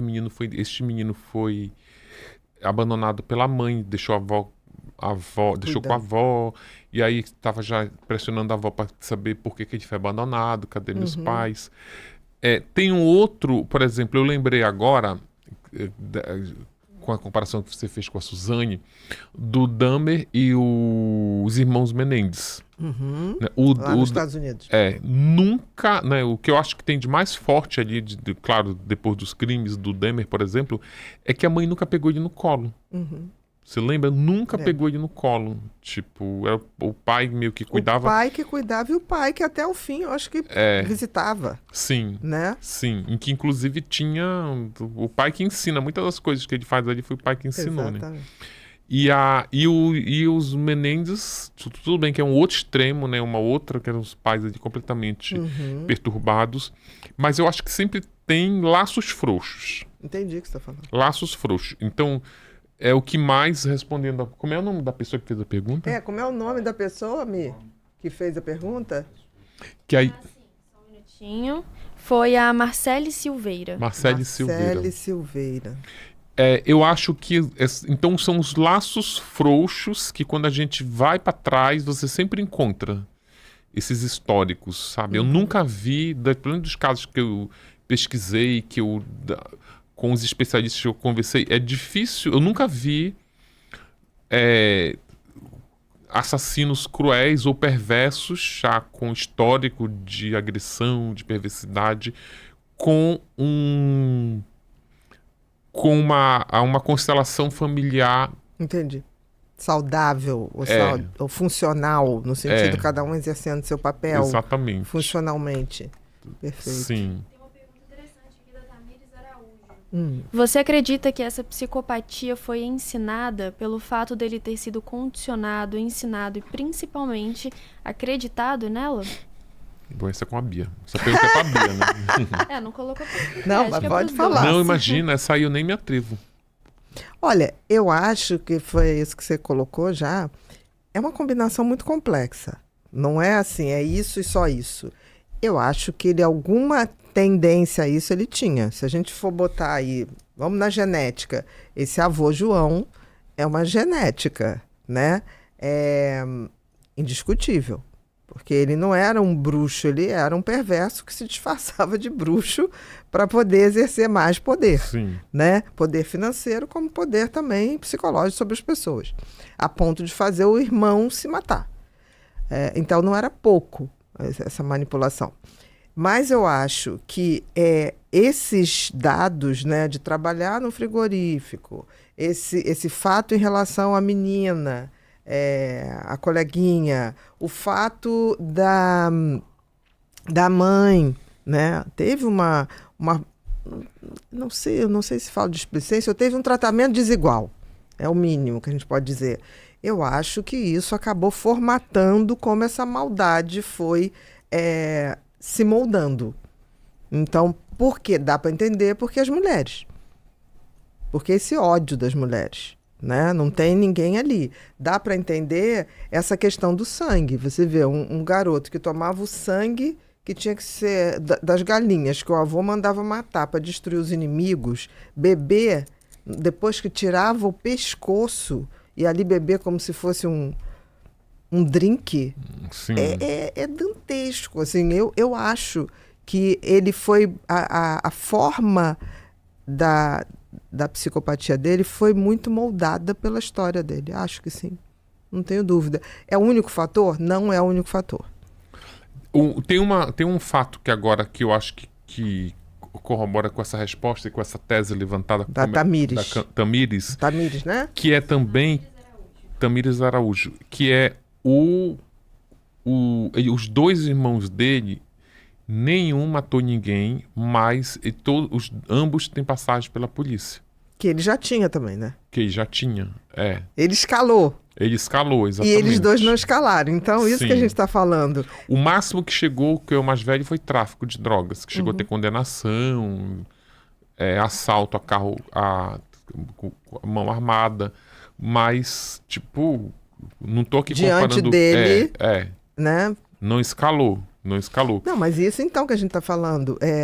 A questão é uma família um pouco mais presente, dentro do que ela podia ser presente, a mãe. Um pai também, que ele não teve nem pai nem mãe, ele foi deixado para trás. Nenhum fez esforço. O pai do... A gente acabou de falar. O Menendez Demer. Do Demer. O pai do Demer ficou. Né? Aquele filho já Sim. ali. Então, assim, ele não teve. Ele teve um avô que não traz eu afeto. lembrei do Demer. Eu lembrei do Demer. A primeira cena, uma das primeiras cenas do primeiro episódio, que eu acho que ele não é linear, né? Ele fica indo e voltando Indo e no voltando. tempo. A primeira cena do Demer é o pai. Uma das primeiras cenas é o pai recebe uma ligação e aí aparece ele atendendo o telefone. A gente não ouve quem é, mas sabe que é a delegacia, é o policial dizendo que o filho tá preso, chamando ele lá. E aí ele desliga o telefone, aí o pai começa a chorar. O ator que faz o pai é muito bom, porque eu captei na cena que aquele choro tava acima do tom ali, tipo, não precisava chorar tanto, ele chora. E aí depois a gente entende que aquele choro é porque o pai se sentia culpado. Que aí você vai assistir o resto, você vai descobrir como o pai que leva ele pra caçar animais, pra dissecar, o pai ensina umas crueldades com animais com ele ali. Tanto que quando o pai faz numa das vezes que o pai vai visitar, ou a primeira visita, que ele fala, mas por que você fez isso? Não sei o quê. Ele fala, não, papai, foi você que me ensinou. Ele fala, não, eu te ensinei, mas lembra que tinha uma linha que não era para cruzar? E você cruzou essa linha. Por isso que você tá do lado de dentro da penitenciária e eu tô do lado de fora. Eu acho que vem, sabe, essa coisa da família. Mas eu acho que tem uma coisa, me passou isso agora na cabeça. Pessoas que têm déficit de aprendizado cognitivo, elas são muito literais. Então, o que é literal? Se eu estou ensinando a abrir um porco, culturalmente falando, numa fazenda, para aquelas pessoas, aquilo é uma questão tranquila. São pessoas mais condicionadas, são pessoas que não questionam, fazem, e aquilo passa a ser normal. E eu estou pensando aqui porque o maníaco do parque... Você fala a família passa a achar aquilo normal. Não, Ou eles reproduzem aquilo com muito sim. mais facilidade. Crianças que têm dificuldade cognitiva, de aprendizado, elas têm dificuldade também de questionar. Porque você vê uma criança muito inteligente, você fala, faz isso, mas por que eu tenho que fazer isso? Né? E se ela tiver menos... Se ela tiver dificuldade, esse questionar não vem. Então aquilo passa a ser ok, faço. E tá. Agora você está falando do Demer, você vê, não, pai, você que me ensinou. Foi ontem, a minha sobrinha tem 2 filhinhos, e ela foi numa festa de Halloween vestida de arlequina, E ontem ela foi sair com as crianças. Ela foi numa festa de adultos. E aí o pequenininho, o Miguel, chegou assim, vou sair hoje de Homem-Aranha. Ela falou, meu filho, não tem como, tá calor, Não, eu vou sair de Homem-Aranha. Meu filho, mas você ontem não estava de arlequina? Aí ela, ok. Questionou e justificou. Sim. Ele tem 4 anos. Ela falou, o que eu faço? Não faz, tá certo. Sim. E tá certo. O raciocínio, entendeu o que eu estou falando? Sim. Se a gente está considerando que o Francisco tinha, por isso que eu queria saber o que botaram para ele ser semi-inimputável e não totalmente. Ou liberaram. Porque me parece que ele tem uma dificuldade dessa coisa que o pai do Demer falou, Que não, tem uma linha. Só que tem que ter uma linha pra gente. Sim. É completamente subjetivo a semi-imputabilidade dele. É completamente subjetivo, porque os exames clínicos deram tudo ok. Mas constava alguma coisa? Transtorno de aprendizado? Sim, no Rorschach. Tá. No Rorschach, sim. Transtorno de aprendizado. Eu não estou dizendo que isso exclui a culpa dele, não exclui. Mas dá uma compreensão de que para crianças que têm dificuldade de aprendizado, a gente não pode ensinar certas coisas.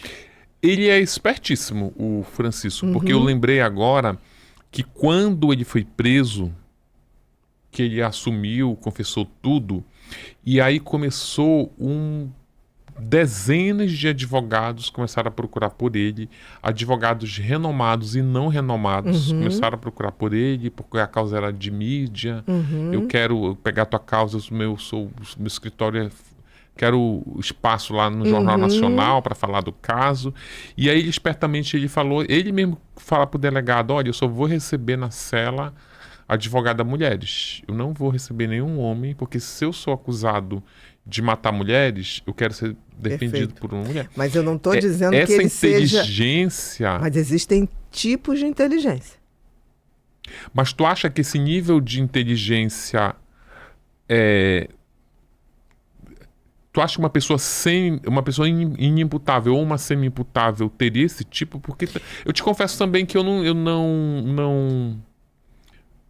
sei a profundidade. Aliás, eu não sei. Se eu não ler os relatórios, eu não sei de explicar a diferença da semi-imputabilidade e a inimputabilidade. A imputabilidade, se ele fosse um psicótico, se fosse esquizofrênico, por exemplo. Sei o que eu fiz, aí seria, nem por quê. E não sei, ou naquele momento ele estava em pleno delírio, né? Fora da realidade. Não acho que é o caso dele. Mas eu acho que ele, por exemplo, ele tem uma coisa que o psicopata tem, isso é inquestionável, a leitura do outro é muito fácil para ele. Ele fareja fragilidades. Ele é um animal farejador de inseguranças e fragilidades. E ele usava isso para escolher as vítimas. Sim. Que eu me lembre. Ele escolhia, você vê que as vítimas dele são muito parecidas. Fisicamente, de histórias de insegurança. Sim. De autoestima muito baixa. Aí eu acho que essa questão já é uma condição para facilitadora. Por exemplo, se você montar uma arapuca lá no teu quintal para pegar passarinho e você colocar uns alpiches, você só vai pegar passarinhos que estão com fome. Com certeza. O passarinho que não estiver com fome, ele não vai entrar lá. Com certeza. Então eu acho que essa é a condição. Por exemplo, mulheres. A mulher que vai para o parque porque ele oferece um dinheiro para fazer um ensaio fotográfico. Para ser modelo. Numa época que ser modelo era top. Mas se a mulher não estiver precisando de dinheiro, ela não vai.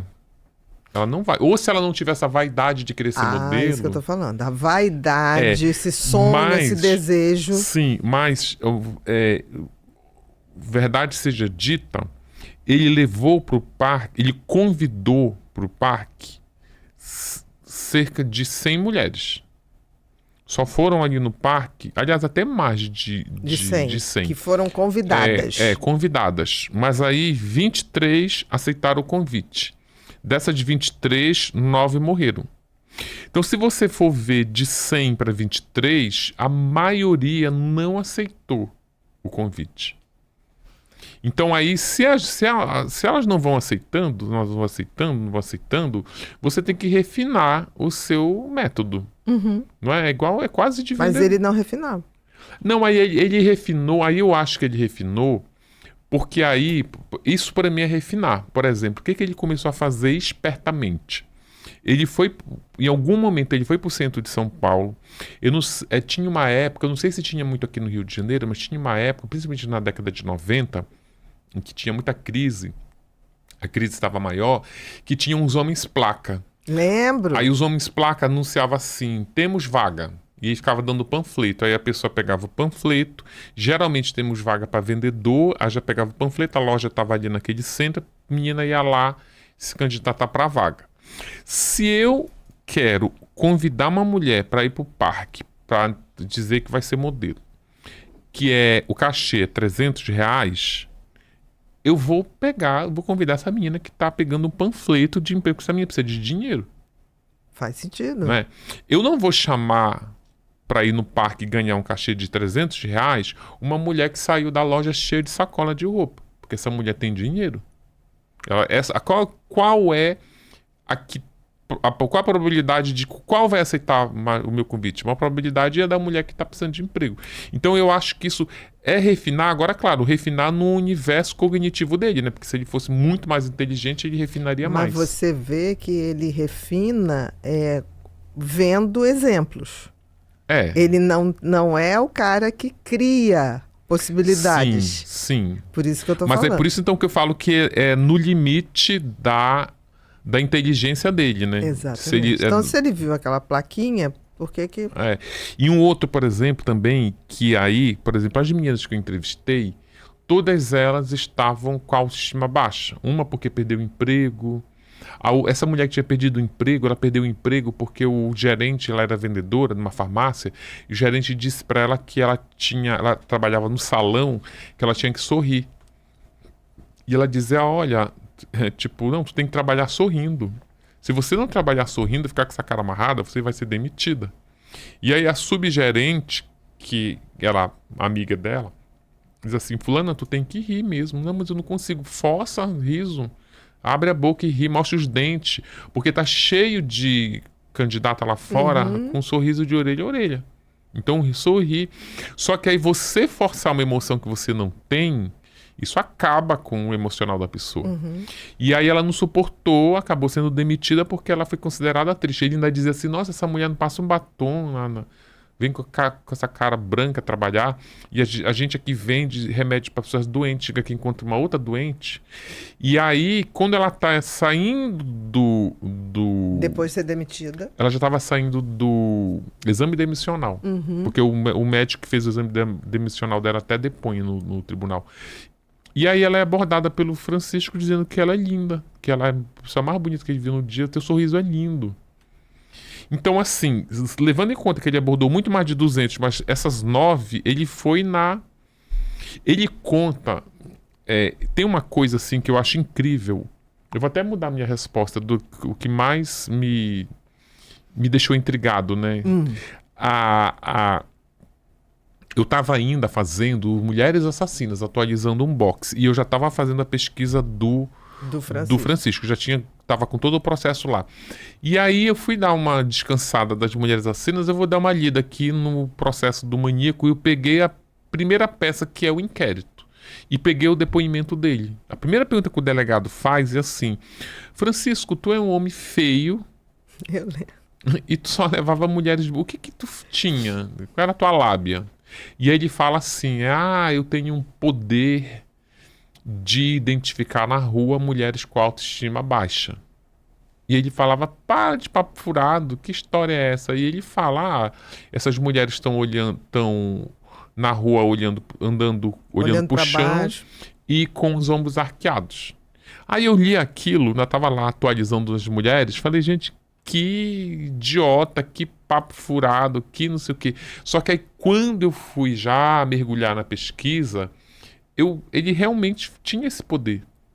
Mas eu acho que esse poder não é um poder. Isso foi ensinado pelo avô. Não, então eu acho que não são coisas muito básicas. Não é um poder. Eu acho que não é um...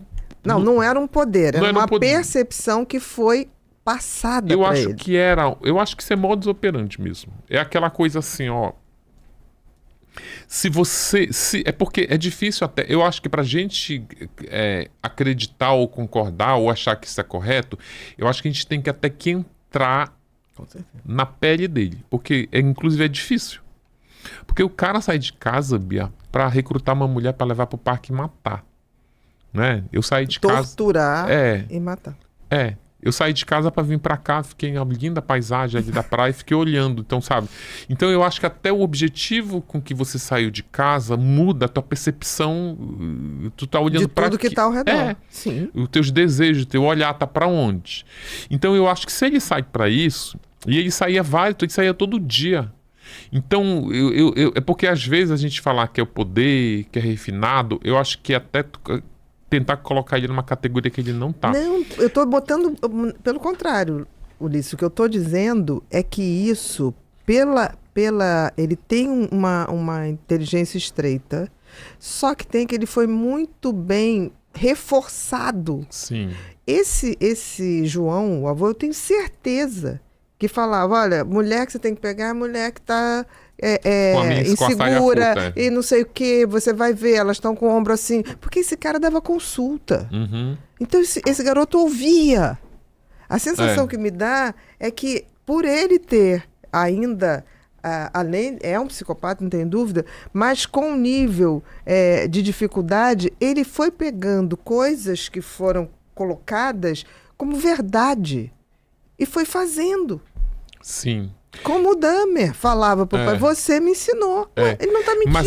Mas aí a tese que eu defendo é assim, ele saiu, eu não acredito que ele pegou, que ele convenceu no início, quando ele decidiu, eu vou agora me transformar no maníaco do parque, quero matar, quero levar. Eu acho que ele não conseguiu, no início, facilmente convencer as mulheres aí. E aí ele foi dentro do limite cognitivo. Exatamente. Eu não acho, apesar de ter mulheres que dizem que ele era um homem bonito, eu vi umas fotos dele, eu nunca achei ele bonito. Também eu acho que o crime já enfeia a pessoa pra mim. Não. Por exemplo, o Thiago, o serial killer lá de Goiânia, ele é bonito. Pelo amor de Deus, é inquestionável que aquele homem é bonito.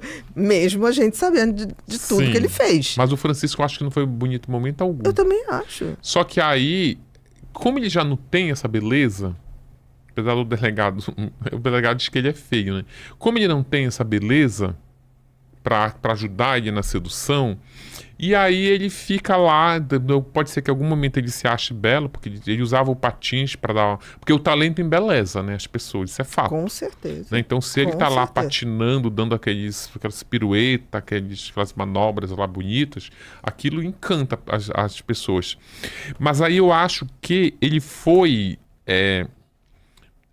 melhorando esse tipo de...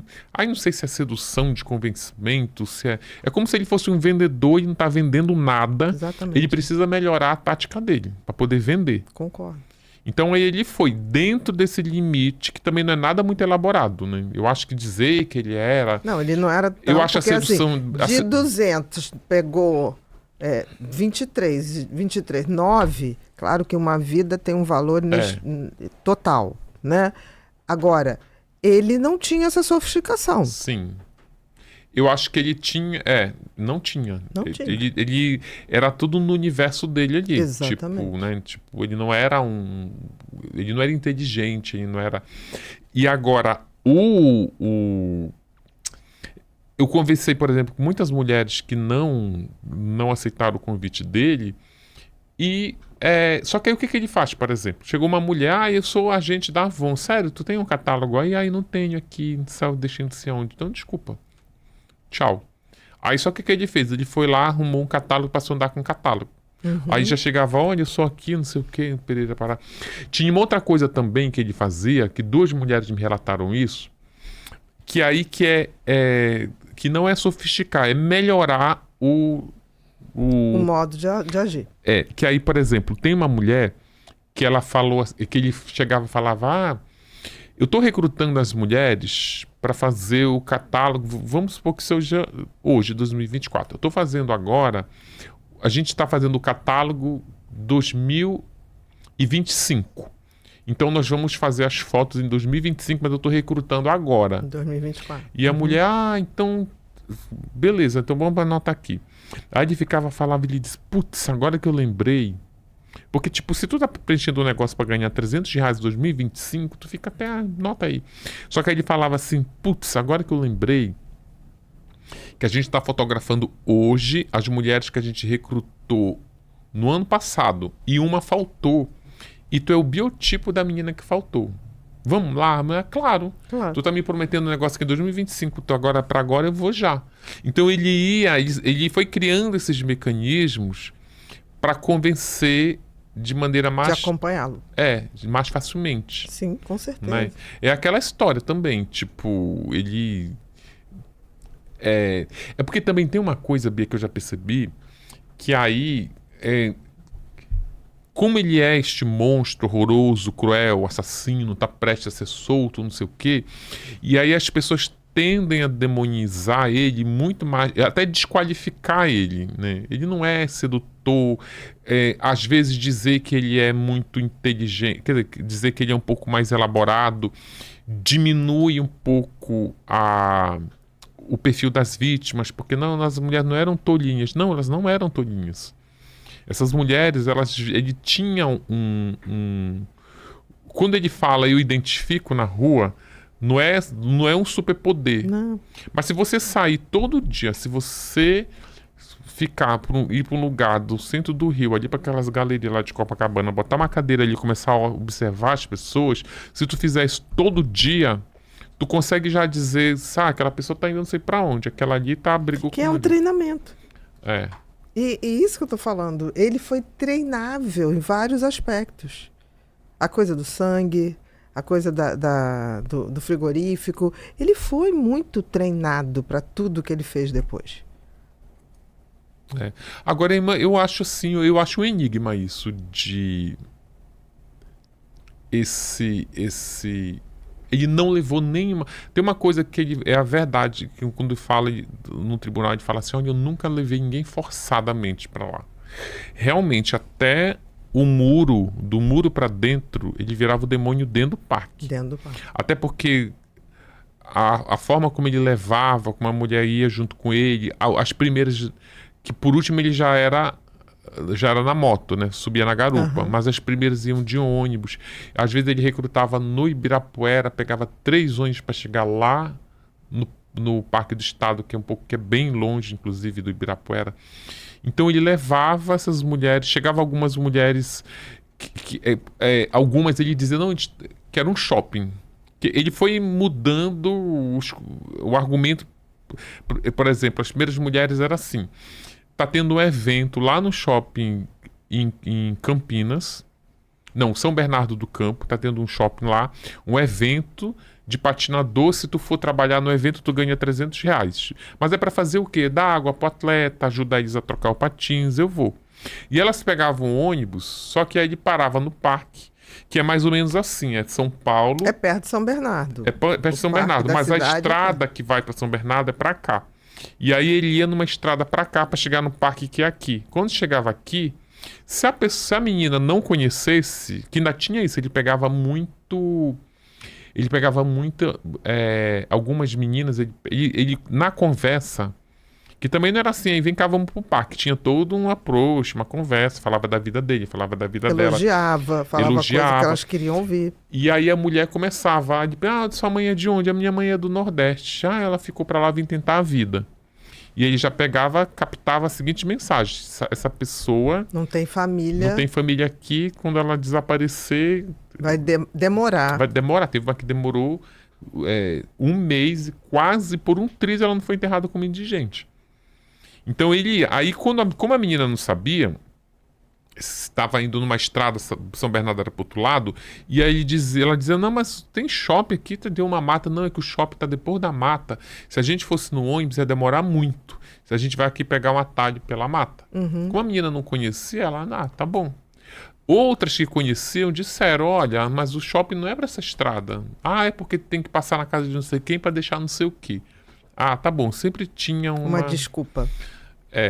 Agora, o que eu fico chocado é o tanto tempo que demorou. Porque você foi 1 ano. E ele já tinha, eu acho que, sido interrogado como suspeito. Sim. Isso foi um absurdo. Um absurdo. Isso foi uma bem falha lembrado. do nosso sistema de investigação policial. feio, mas feio. Não, inclusive, Bia, tem uma coisa que... A primeira vítima dele se chama Raquel. Ele mata a Raquel, deixa a Raquel lá no parque.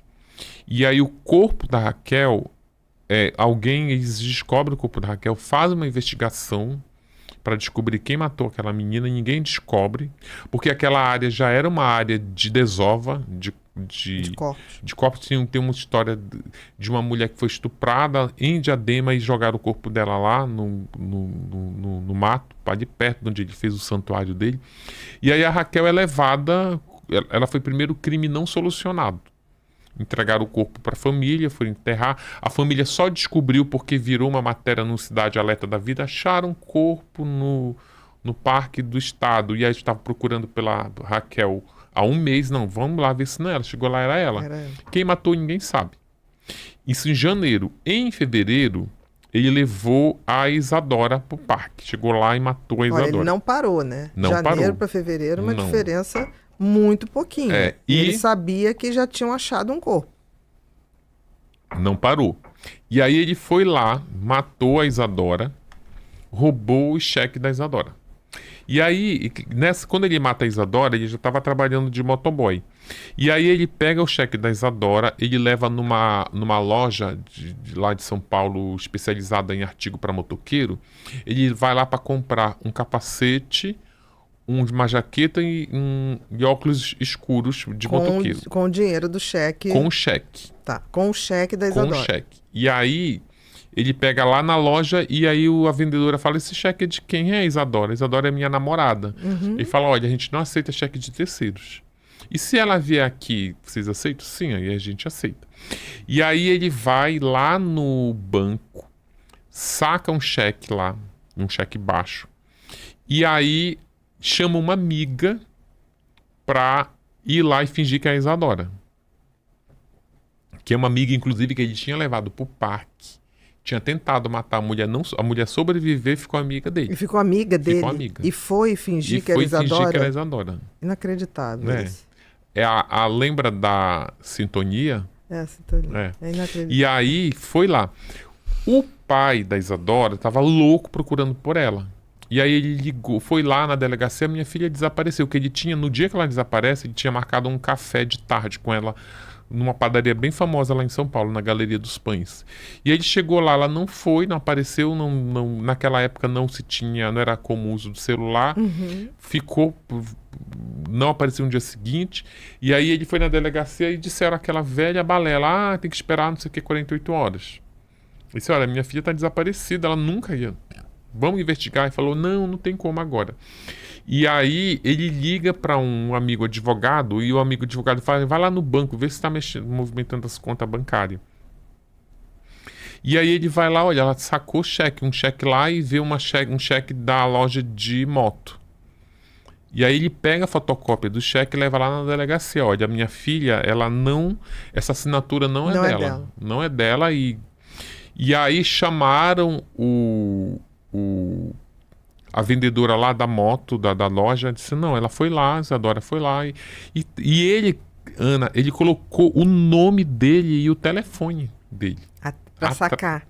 Pra sacar. Da identidade, o nome e o telefone. Concorda que faltou inteligência aí? Ele não foi treinado para isso. Não, eu concordo, mas eu acho que não faltou só inteligência. Eu acho que rola uma outra...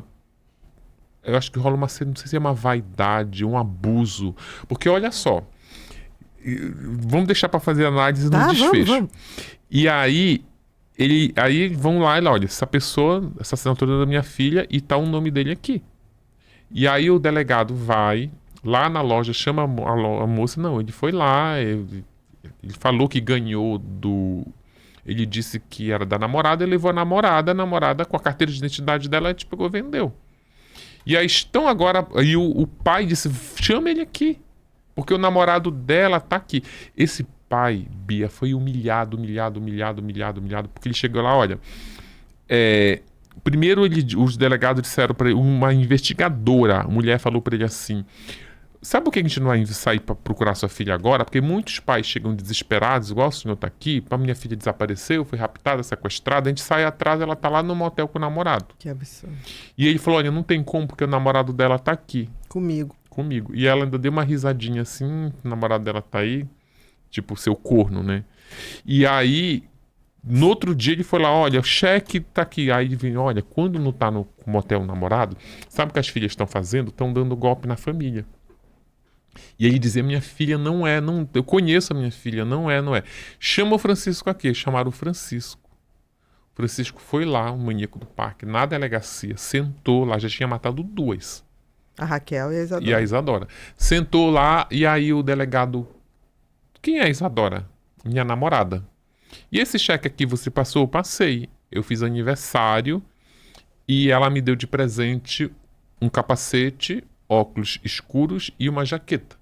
E onde ela tá? Falou, olha, eu não sei. Inclusive eu tô procurando. Se você souber, me avisa porque eu preciso falar com ela. E aí ele conta toda uma história onde conheceu, não sei o quê, e conta que do pai, que falava pouco do pai, que enfim, conta toda uma história, e ele sai de lá pela porta da frente. Vai lá Mesmo provando que a assinatura não era da filha. Disse que era da filha. Mas aí vê que o depoimento dele casa com o depoimento da vendedora. Que a vendedora também não é idiota, não vai numa delegacia dizer que foi enganada por um assassino. Né? Melhor dizer o quê? Que ele foi lá, ali cada um quis livrar o seu. Não, e a amiga, essa amiga é surreal. É surreal. Ela deixou de ser vítima para ser cúmplice. Sim. Né? Mas essa menina, quando ele leva pro parque, esta menina, quando ele chega lá, ele tira a roupa, pede para ela fazer um sexo oral nele. E aí, o pênis de quem tem essa fimose severa, se não ficar fazendo de higiene, fica um negócio horroroso. E é mais predisposto até a câncer de pênis. Sim.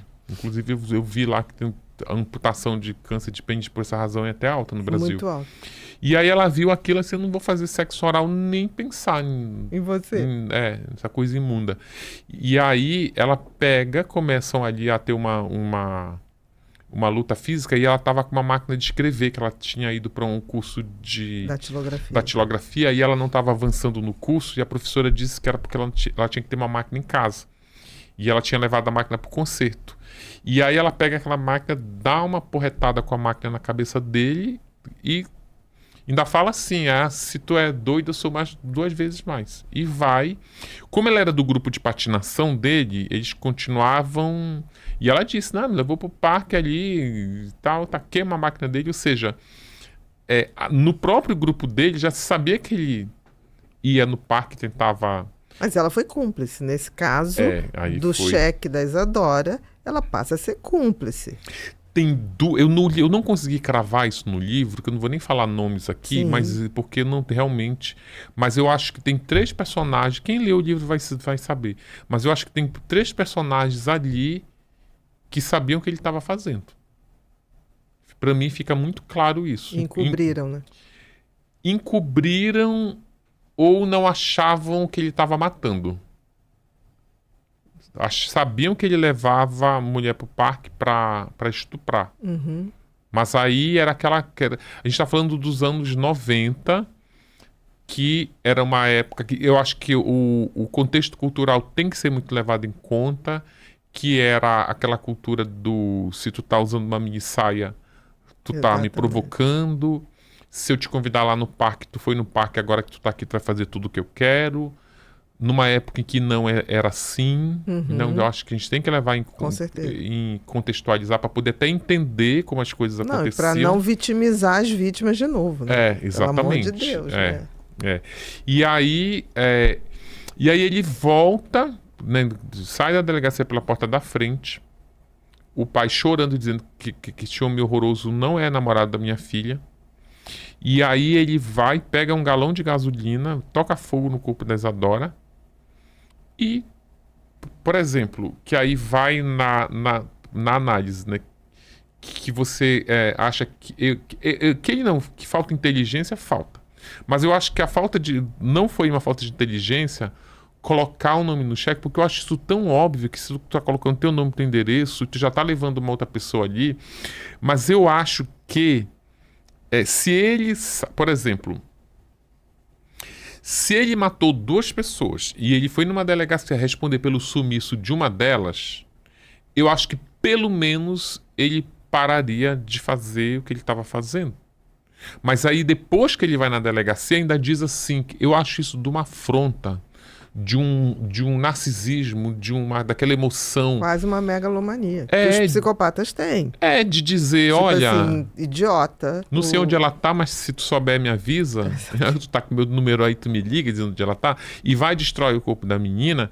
E 3 semanas depois ele já tá matando a 3ª vítima. Mas você sabe que tem uma coisa no serial killer, que eles quando estão na fase ativa, nada para. Aí de vez em quando eles entram numa remissão, entre aspas. Nem a possibilidade de ser preso, gente. Porque olha aí, e no DHPP. Não. Bia, tu tem ideia do que é uma coisa assim que vai tu numa matar escalada... 2 entrar numa... Então, eu acho que... Vai numa escalada, é como se fosse quase um vício. Né? Eu queria quando entrar... tá na ativa do matar, difícil. Se me desse um poder de entrar no cérebro, na mente do maníaco do parque, em algum momento, eu queria entrar neste momento. Eu queria saber o que ele estava sentindo.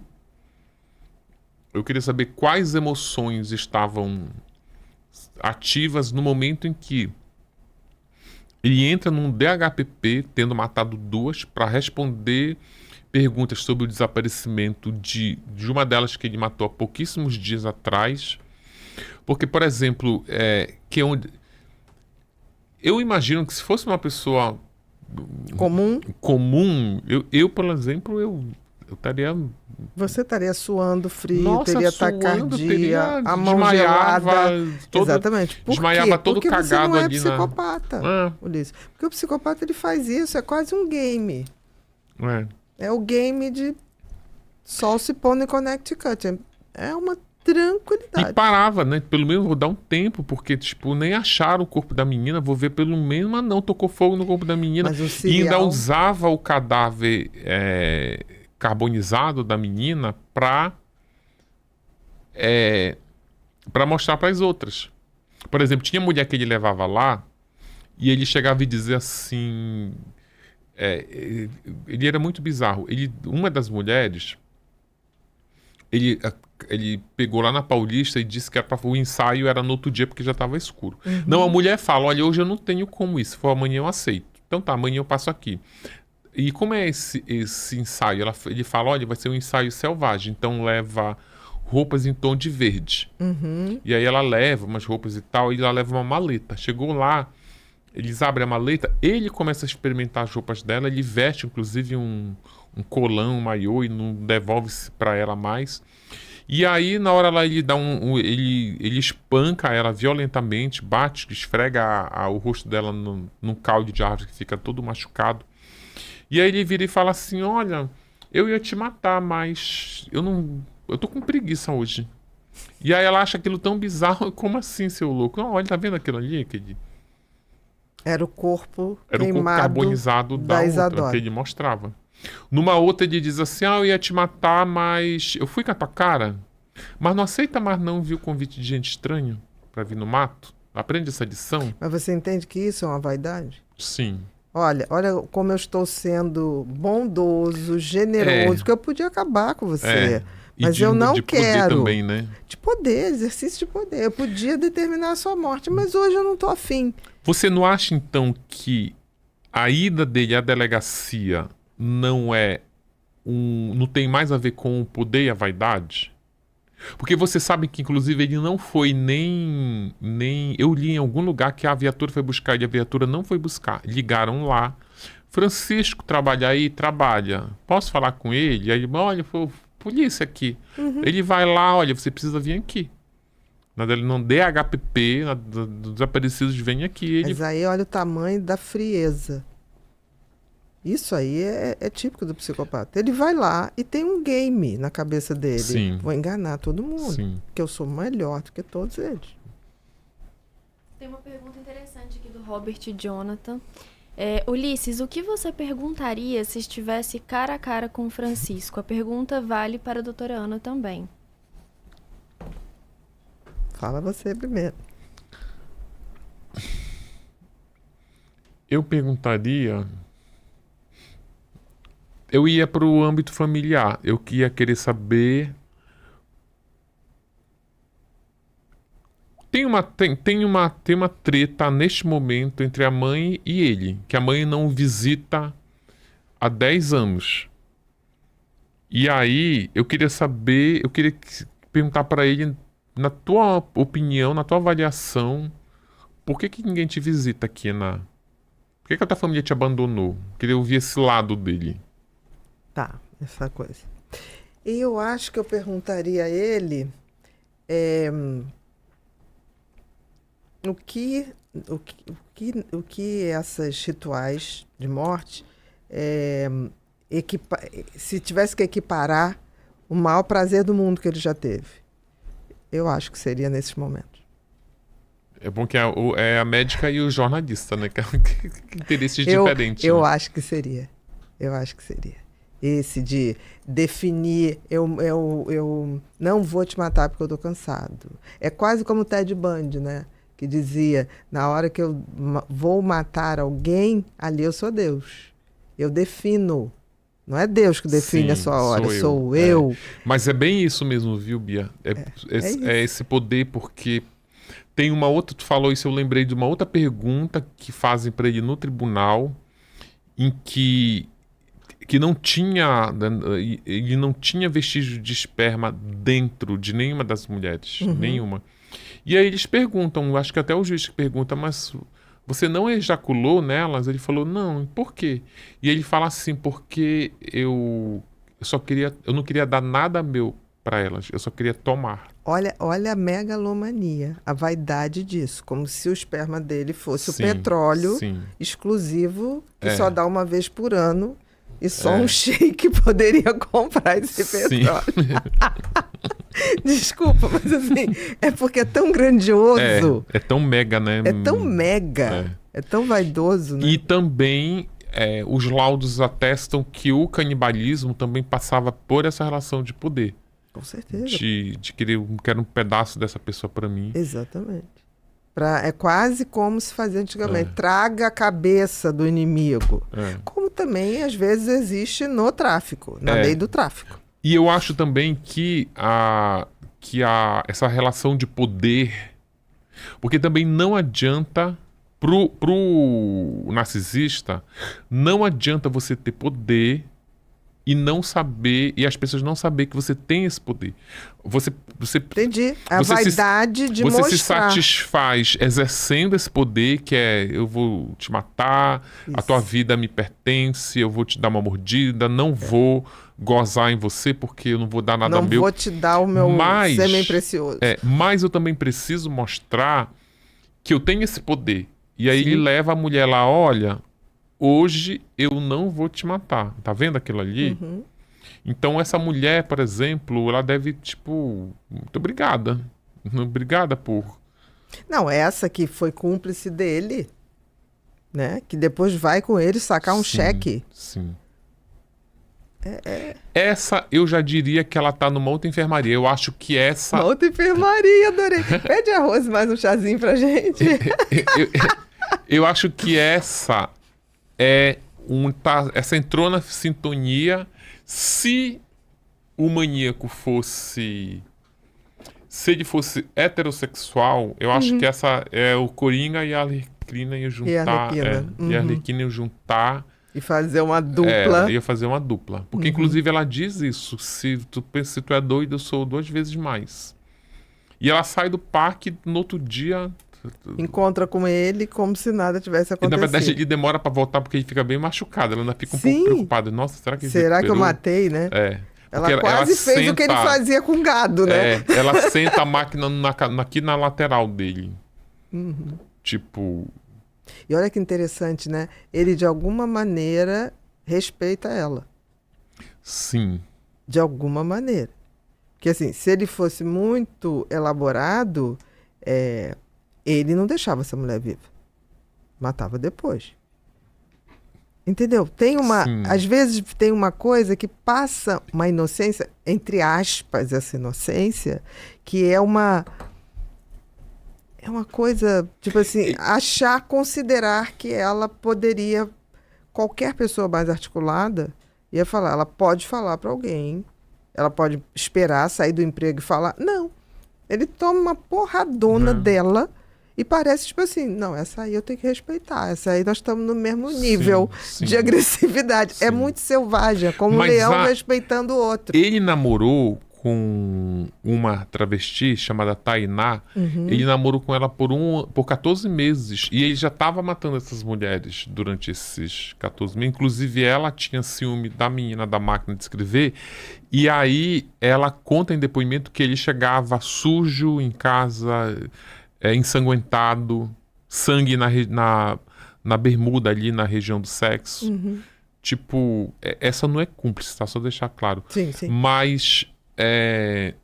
ele não era tão cuidadoso. Você está entendendo que um psicopata, o Ted Bundy era muito mais sofisticado. Muito mais sofisticado. Sim. Por quê? Porque não tinha nenhum transtorno de aprendizado, nem nada disso.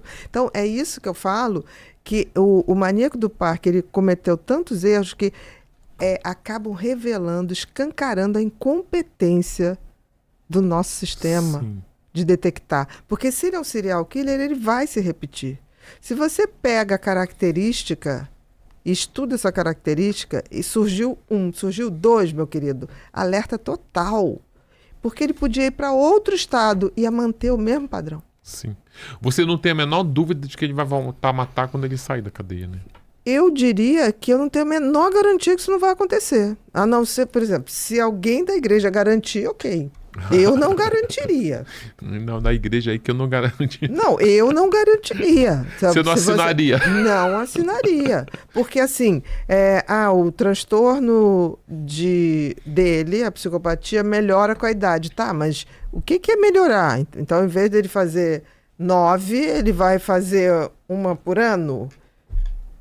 E você sabe que ele atacou 2 mulheres dentro da penitenciária, inclusive uma psiquiatra.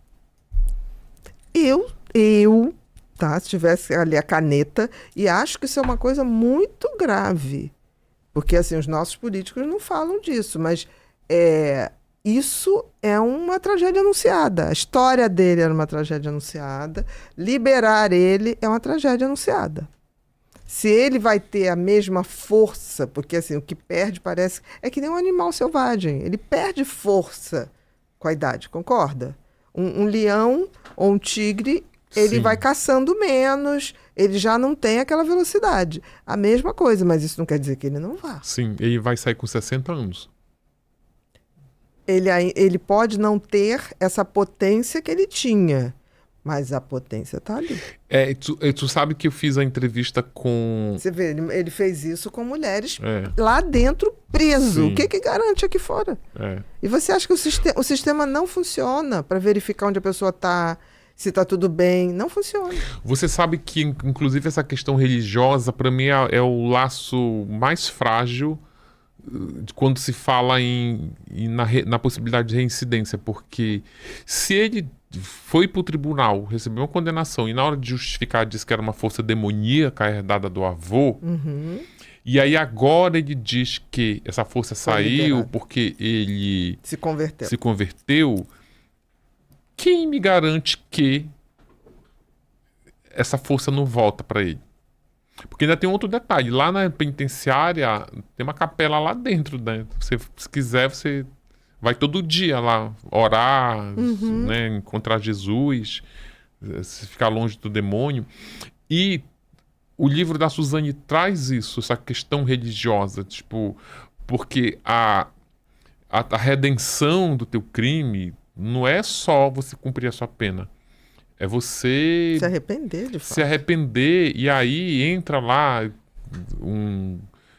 penitenciária é assim. Penitenciária é que nem invasão de sem terra, né? Os sem terra invadem uma área lá, ocupam, como eles gostam de falar, ocupam Sim. Tipo, antes do INCRA chegar lá, para resolver conflito de terra, chega as igrejas. As igrejas chegam, olha, aliás, elas cresceram junto com a reforma agrária, e na penitenciária é a mesma coisa.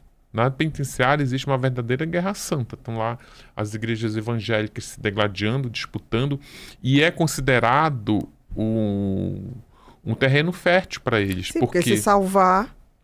Olha como cresce a igreja, né? Sim. Salvei fulano. Sim, a gente tem como exemplo o Guilherme de Pádua, que virou uma estrela de igreja, né?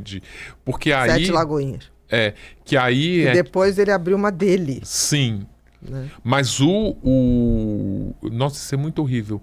Mas o currículo dele, é o crime que ele cometeu. E lá nas Entendi o que você tá penitenciárias... falando, ele é disputado. Quanto mais grave, a igreja que, entre aspas, salvar, é a que eleva seu poder. E o discurso deles, Bia, é rasteiro, é assim...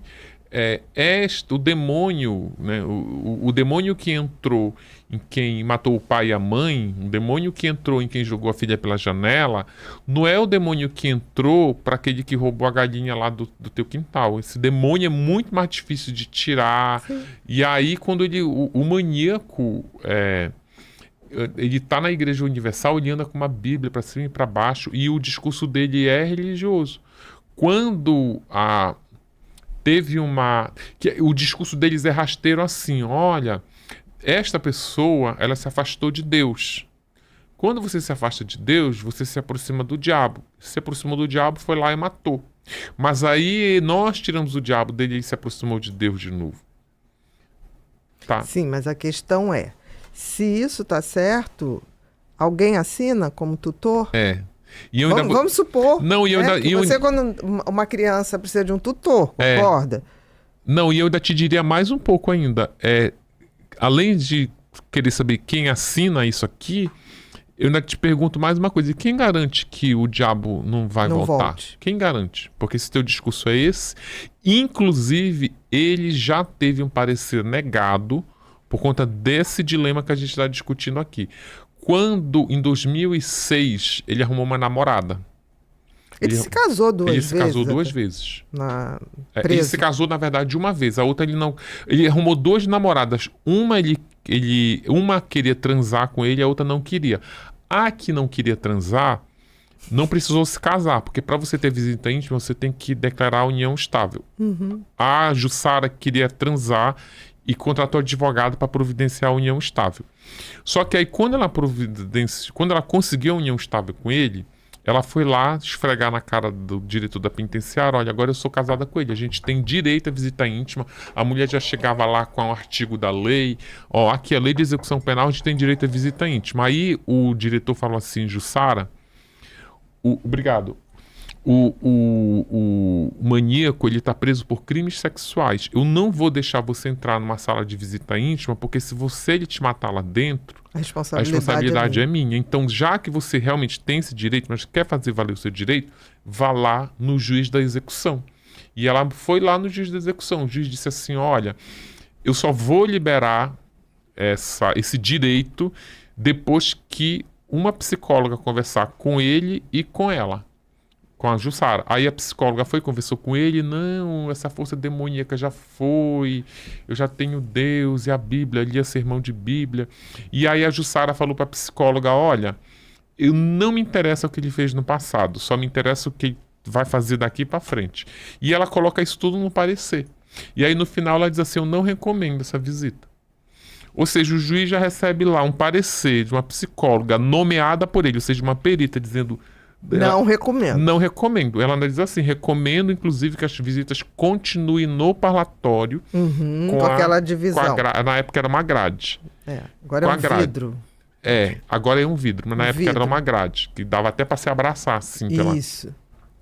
E aí a mulher fica lá, ela vê o parecer, vai lá, olha, foi negada. E aí ela diz assim, ela manda uma carta para o Francisco, olha, já que foi negada, eu não quero mais. Que agora eu vou começar, já tô começando... De olho em outro. Já tô de olho em outro. Porque isso é o perfil também, né? Tem mulheres que têm essa coisa... É uma perversão chamada ibistrofilia. Ibistrofilia, isso que é mesmo. Aquilo, acho que foi até você que me falou, né? Da outra vez. Ibistrofilia. Ibistrofolia. Que é essa coisa de você ter tesão por homens que cometeram crimes sexuais. Crimes e que sexuais. estejam presos. E que estejam presos. Tem uma pergunta aqui da Juliana, que talvez entra muito nesse assunto. Claro, senão eu perco.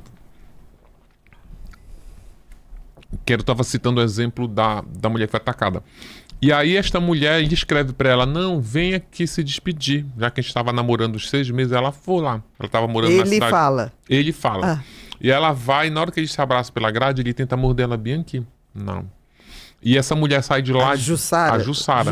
Ela sai de lá desesperada e lá na portaria ainda comenta assim, nossa, ele é violento, né? Agora ela acredita. Agora, vê só. No parecer do psicólogo, ele escreveu... Ela não tem só que dizer, eu não recomendo. Ela precisa justificar. O parecer dela tem mais 16 páginas. No meio ela diz assim, olha... ele diz que ele está recuperado, mas todo o discurso dele é com base na religião. Então, assim, tu já vê que ele reproduz facilmente aquele discurso, Sim, isso que eu tô falando. sim. Ele reproduz facilmente aquilo que lhe é ensinado repetidas vezes. Exatamente. Agora, se ele diz que tá curado, porque ele tá na religião, e aí na despedida ele dá uma mordida na menina, Não que existe. Garantia tu tem Nenhuma. que esse demônio não fica indo e voltando, indo e voltando? E que não vai estar solto em 2021. É. Fala, Mi. A Juliana, imagina, a Juliana pergunta, doutora Ana, mulheres com traços de borderline são mais fáceis de serem presas para o maníaco do parque? Eu acredito não só como vítima, né, mas também essas mulheres que são atraídas por ele dentro da cadeia. Por pessoas que cometem. Sim, são as borderline mais graves, é claro. Né? Qual é o grande mote da mulher ou de homem, também tem homem borderline, é não ser deixado, não ser traído. São pessoas que aturam qualquer coisa, mas não aturam a traição. Então, na cabeça dessas pessoas, ter alguém preso é quase uma garantia que não vai ser traído. Que não é garantia, mas Sim. se imagina, né? Sim. Tanto que ele tinha 2. Sim. Simultaneamente, sem uma Não, saber não foi simultaneamente. Não foi simultânea? Não. Teve algum que tinha 2? Não, peraí. É uma outra. É um outro. Tá. Que eu exploro com. A Jussara namorou um outro cara que a esposa dele dava um golpe. Essa é outra história. Tá. Mas o que eu tô colocando é que quando você tem essa dependência do outro, porque o border tem dificuldade em se ter inteiro, como uma pessoa inteira, como se precisasse do outro para se validar, para ser alguém. Então, ter alguém preso e que só recebe a visita dele ou dela e pode dar todo o seu amor, tem aquela coisa, nosso amor será pelos Sim. dois e eu teria a garantia que você não vai me trair. Então, infelizmente, pode Sim. acontecer isso, o que é uma ilusão. Como é que é o nome Porque- dela que fez a... Juliana. Tu tem como conseguir uma outra caneta caminhando? Mas eu não entendi o seguinte, a pergunta dela é que em relação à mulher, é a mulher vítima ou é a mulher que visita ele na cadeia? Vítima. Ela coloca como vítima. Uma das vítimas que ele levava pro parque. Sim, eu que complementei. Ou também essas Tá. que visitam, né? Tá. É só pra deixar claro que também... É porque as vítimas não necessariamente, sim. porque ele fazia uma escolha muito em relação a quem iria acompanhá-lo. Então, ele fazia essa coisa, ele não prometia fidelidade ou Sim, nada disso. sim. Ele botava ali, olha, eu sou agente de uma agência, estou Sim. selecionando pessoas. Então, é muito mais a oportunidade e ele mirava muito em mulheres que tivessem sinais aparentes comportamentais de que estivessem em baixa autoestima, né? O olhar para o chão, o corpo, o ombro mais arqueado. Então, que ele pode aprender muito facilmente, mas eu ainda acho que foi João que começou a dar essas dicas. Sim, com sim. certeza. Você traz isso de... Eu acho que... É porque as pessoas também querem, né? Às vezes, né, Bia? Eles querem o porquê das coisas em poucas linhas, como se fosse uma prova subjetiva que só tem 5 linhas ali. Não, o ser humano é muito mais complexo. Tão exatamente. Eu acho que tem a coisa da genética, tem o meio ambiente. Tem o meio ambiente. Tem as influências. Tem essa capacidade intelectual.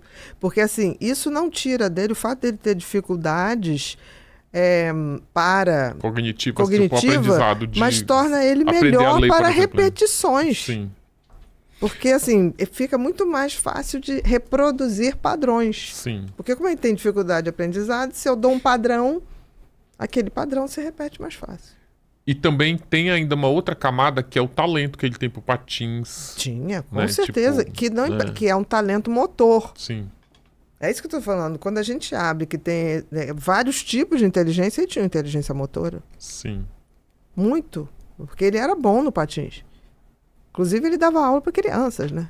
Agora, por exemplo, a carta que ele deixa quando ele foge, ele deixa pro patrão, é uma carta com... a letra dele é um garrancho. Tipo ele tem disgrafia, né? Ele tem disgrafia, ele tem dislexia, a coisa das trocas dos fonemas. Sim. Ele tem. Sim. Que está dentro desse conjunto. A mulher que tu te lembrou é a Jussara. A própria Jussara, que tem a história da Jussara. A Jussara, antes de namorar o Francisco, ela namora um cara numa outra penitenciária, que aí ela tem uma coisa assim, eu não sabia disso, eu fui descobrir na pesquisa do livro. Eu já desconfiava porque eu via muito em Tremembé mulheres... A fila para visitar os homens nas penitenciárias mas aí tem imensa. mulher que não conhece ninguém, tá lá na fila. Só que eu nunca... O Daniel Cravinhos... Quando eu fiz o livro da Suzane, o Daniel Cravinhos arrumou uma namorada dentro da penitenciária. Só que aí quando eu fui para contar a história do casamento dele, a menina que ele casa estava com o irmão preso.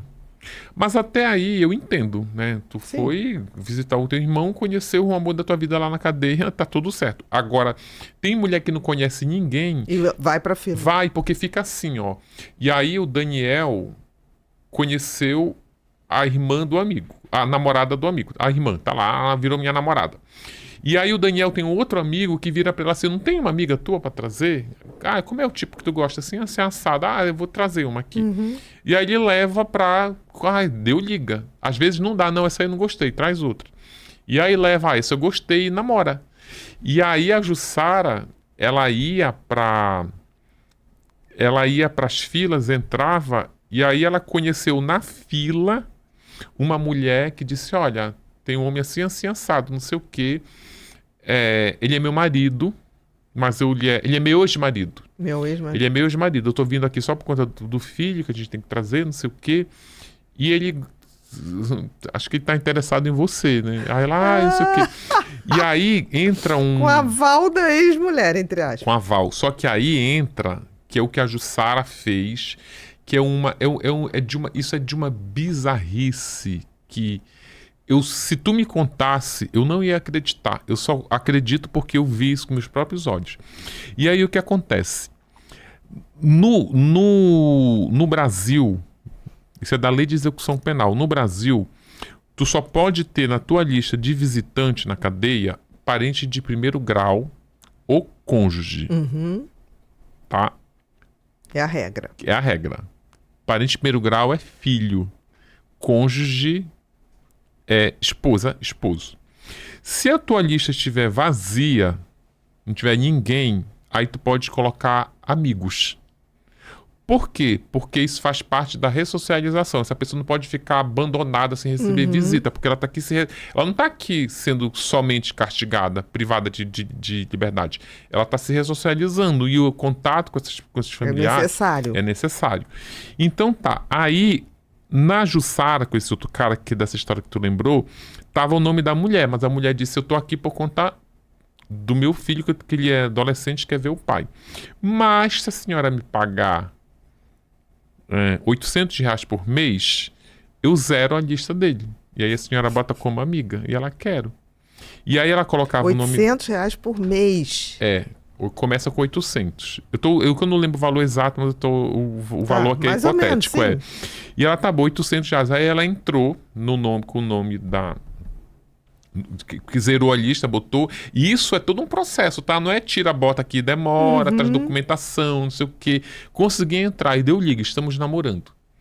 E aí, a ex-mulher que tirou o nome da lista, chega com ela, e aí, deu liga, obrigada. Pois é, obrigada, mas 800 já não dá mais. Agora eu tô precisando aumentar isso de 1.000 para 1.200. Aí ela fala assim, não, mas 1.200 não tem como. Aí não tem como, então eu vou botar meu nome de volta e aí a senhora não consegue entrar mais. E ela, não, então eu vou te dar 1.200. Então tá, aí ficava lá mais uns meses, olha, agora eu já quero 2.400. E ela apaixonada, no auge da paixão, transando lá dentro com ele. Ele fala, não sei o quê. E aí a mulher ia, aí daqui a pouco ela descobre que é um golpe, que eles nunca deixaram... Separaram. Nunca se separaram. Aí é assim que quando ela descobre quem, ela vê o maníaco na TV, quando ela vai lá, ela vê que ele estava recebendo a visita de uma outra.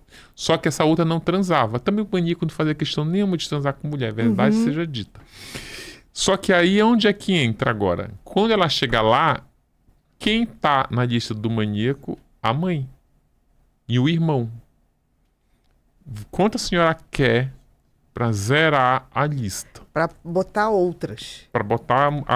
geralmente a mulher que procura. Então Jussara é a golpista da fila. Na verdade, ela não é a golpista da fila. Ela caiu no golpe porque o cara, ela descobriu... Inclusive, ela bota até uma casa no nome do cara depois. Antes do maníaco, né? O cara fala assim para ela... já ia migrar para o regime semiaberto. Que eles não iam mais precisar ficar visitando, que é contra fora. E aí ele começa a falar para ela assim, olha, sabe o que é o mais triste? É que eu passei minha vida toda... O cara nem era tão velho assim, tinha tipo 48 anos. Eu passei minha vida toda aqui dentro da penitenciária, não consegui me formar, trabalhar. E aí eu vou sair sem nada... E a minha autoestima vai estar destruída. Eu não sei nem se eu vou ter vontade de fazer sexo lá fora, de tão baixo que vai estar a minha autoestima. Fazia dentro, lá fora. E aí ela fala... E ela era rica, né? Ela tinha posses, a Jussara. Inclusive, na carta que ela mandava, ela dizia, sou uma mulher de posses, não sei o quê. Tanto que ela viajava. A gente tá falando do interior de São Paulo, ela foi pro interior da Bahia, foi pro interior do Rio Grande do Sul. Ela ficava mandando cartas... para vários presos, onde dava o match, ela mudava, comprava uma casa perto da penitenciária e já contratava um advogado para cuidar da papelada, né? Porque, enfim. Para ela visitar... E ela ainda ganhava com isso também. Dinheiro? Ué, não. Jussara não fez a... Não, ganha a família. Ganha família. Ganha tá família. Uhum. E aí ele fala, para eu sair da cadeia, eu preciso de ter um bem, sabe, para chamar de meu. Não tem um terreno lá, bota ele no meu nome, ela ia botava o nome. E aí quando ele saía, geralmente eles são muito espertos, né? A declaração de união estável era de... Eu não sei agora como é o nome do regime de separação parcial? Que ele ficava com total. Tudo, total. Ficava com união tudo. Total de bens. Botava no nome dela, saía. Ainda dizia assim, não, eu tô indo embora. Mas o carro também botei no meu nome, lembra? Vai agora de ônibus. Meu Deus. Não muda, né? Não muda. E a Helena, a mãe do Francisco, recebia grana de mulheres recebeu de duas, da Maria Rita e da Jussara. E recentemente recebeu de mais uma moça, mas ela diz que ela não era namorada dele, mas ela ajudou financeiramente a mãe do Francisco para a lista do Francisco ficar vazia para poder receber, senão não visita. Algumas conseguem visitar porque entra na de outro, porque tem um comércio, é um comércio. E a mãe do Francisco recebia esse dinheiro? Recebia. Para poder liberar a fila? Sim, recebia. Recebia, inclusive, com a desculpa de que... Eu até entendo, viu? Eu entendo porque é o seguinte, depois que ela era uma mulher muito batalhadora. Sim. Muito batalhadora. Depois que explodiu o Francisco, ela virou a mãe do Francisco. Entendi. Então aí ela começou a ter dificuldade financeira, eles são pobres, então ela enfrenta muita dificuldade financeira. E aí E ela tá idosa, quanto mais idoso, mais despesa tu tem. E aí chega a mulher, olha, eu quero visitar seu filho, mas está seu nome lá. Eu não estou visitando mesmo, porque estava na pandemia. Quanto a senhora quer para ir lá e tirar seu nome, para eu poder botar o meu nome para eu poder entrar? Algumas mulheres conseguiam, mas aí não era para namorar, era para ter contato, porque eu não entendo o que as pessoas querem ter contato com um assassino desse. Elas entram no nome, no hall de um outro visitante só para encontrar ele no pátio, no parlatório. E como é que era essa questão sexual do Francisco? Isso aí é o que eu tô mais ansioso pra tu me dizer, que tu disse que tu tava cheia de segredos. Não tô não. Não tô não. Mas, por exemplo, dentro da penitenciária, ele tinha um padrão de receber visitas sexuais e a forma como ele fazia sexo lá dentro, porque isso é o grande desafio de como, que eu torno a dizer, eu não acho que ele... Eu acho, então, o livro ele não crava qual é a orientação sexual dele, e até eu faço um adendo, por que a gente vai falar da sexualidade do Francisco? Porque primeiro que ele cometia crimes sexuais. Sim, não tem como. Mas aí ele se relacionou com mulheres e com homens. Dentro... Fora. Fora. Vamos fazer a linha do tempo. Homens e mulheres fora. Com isso também não tem nada a ver, gente. Mas com diferença padrão de sexualidade, de exercício da sexualidade com o homem era de um jeito, com mulheres era de outro. Com homens, eu só encontrei relatos de que ele assumiu o papel de passivo. Uhum.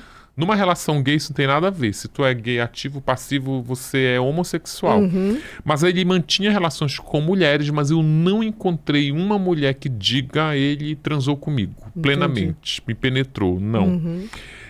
Com a Tainá conta em depoimento que ela exercia o papel de ativa. Uhum.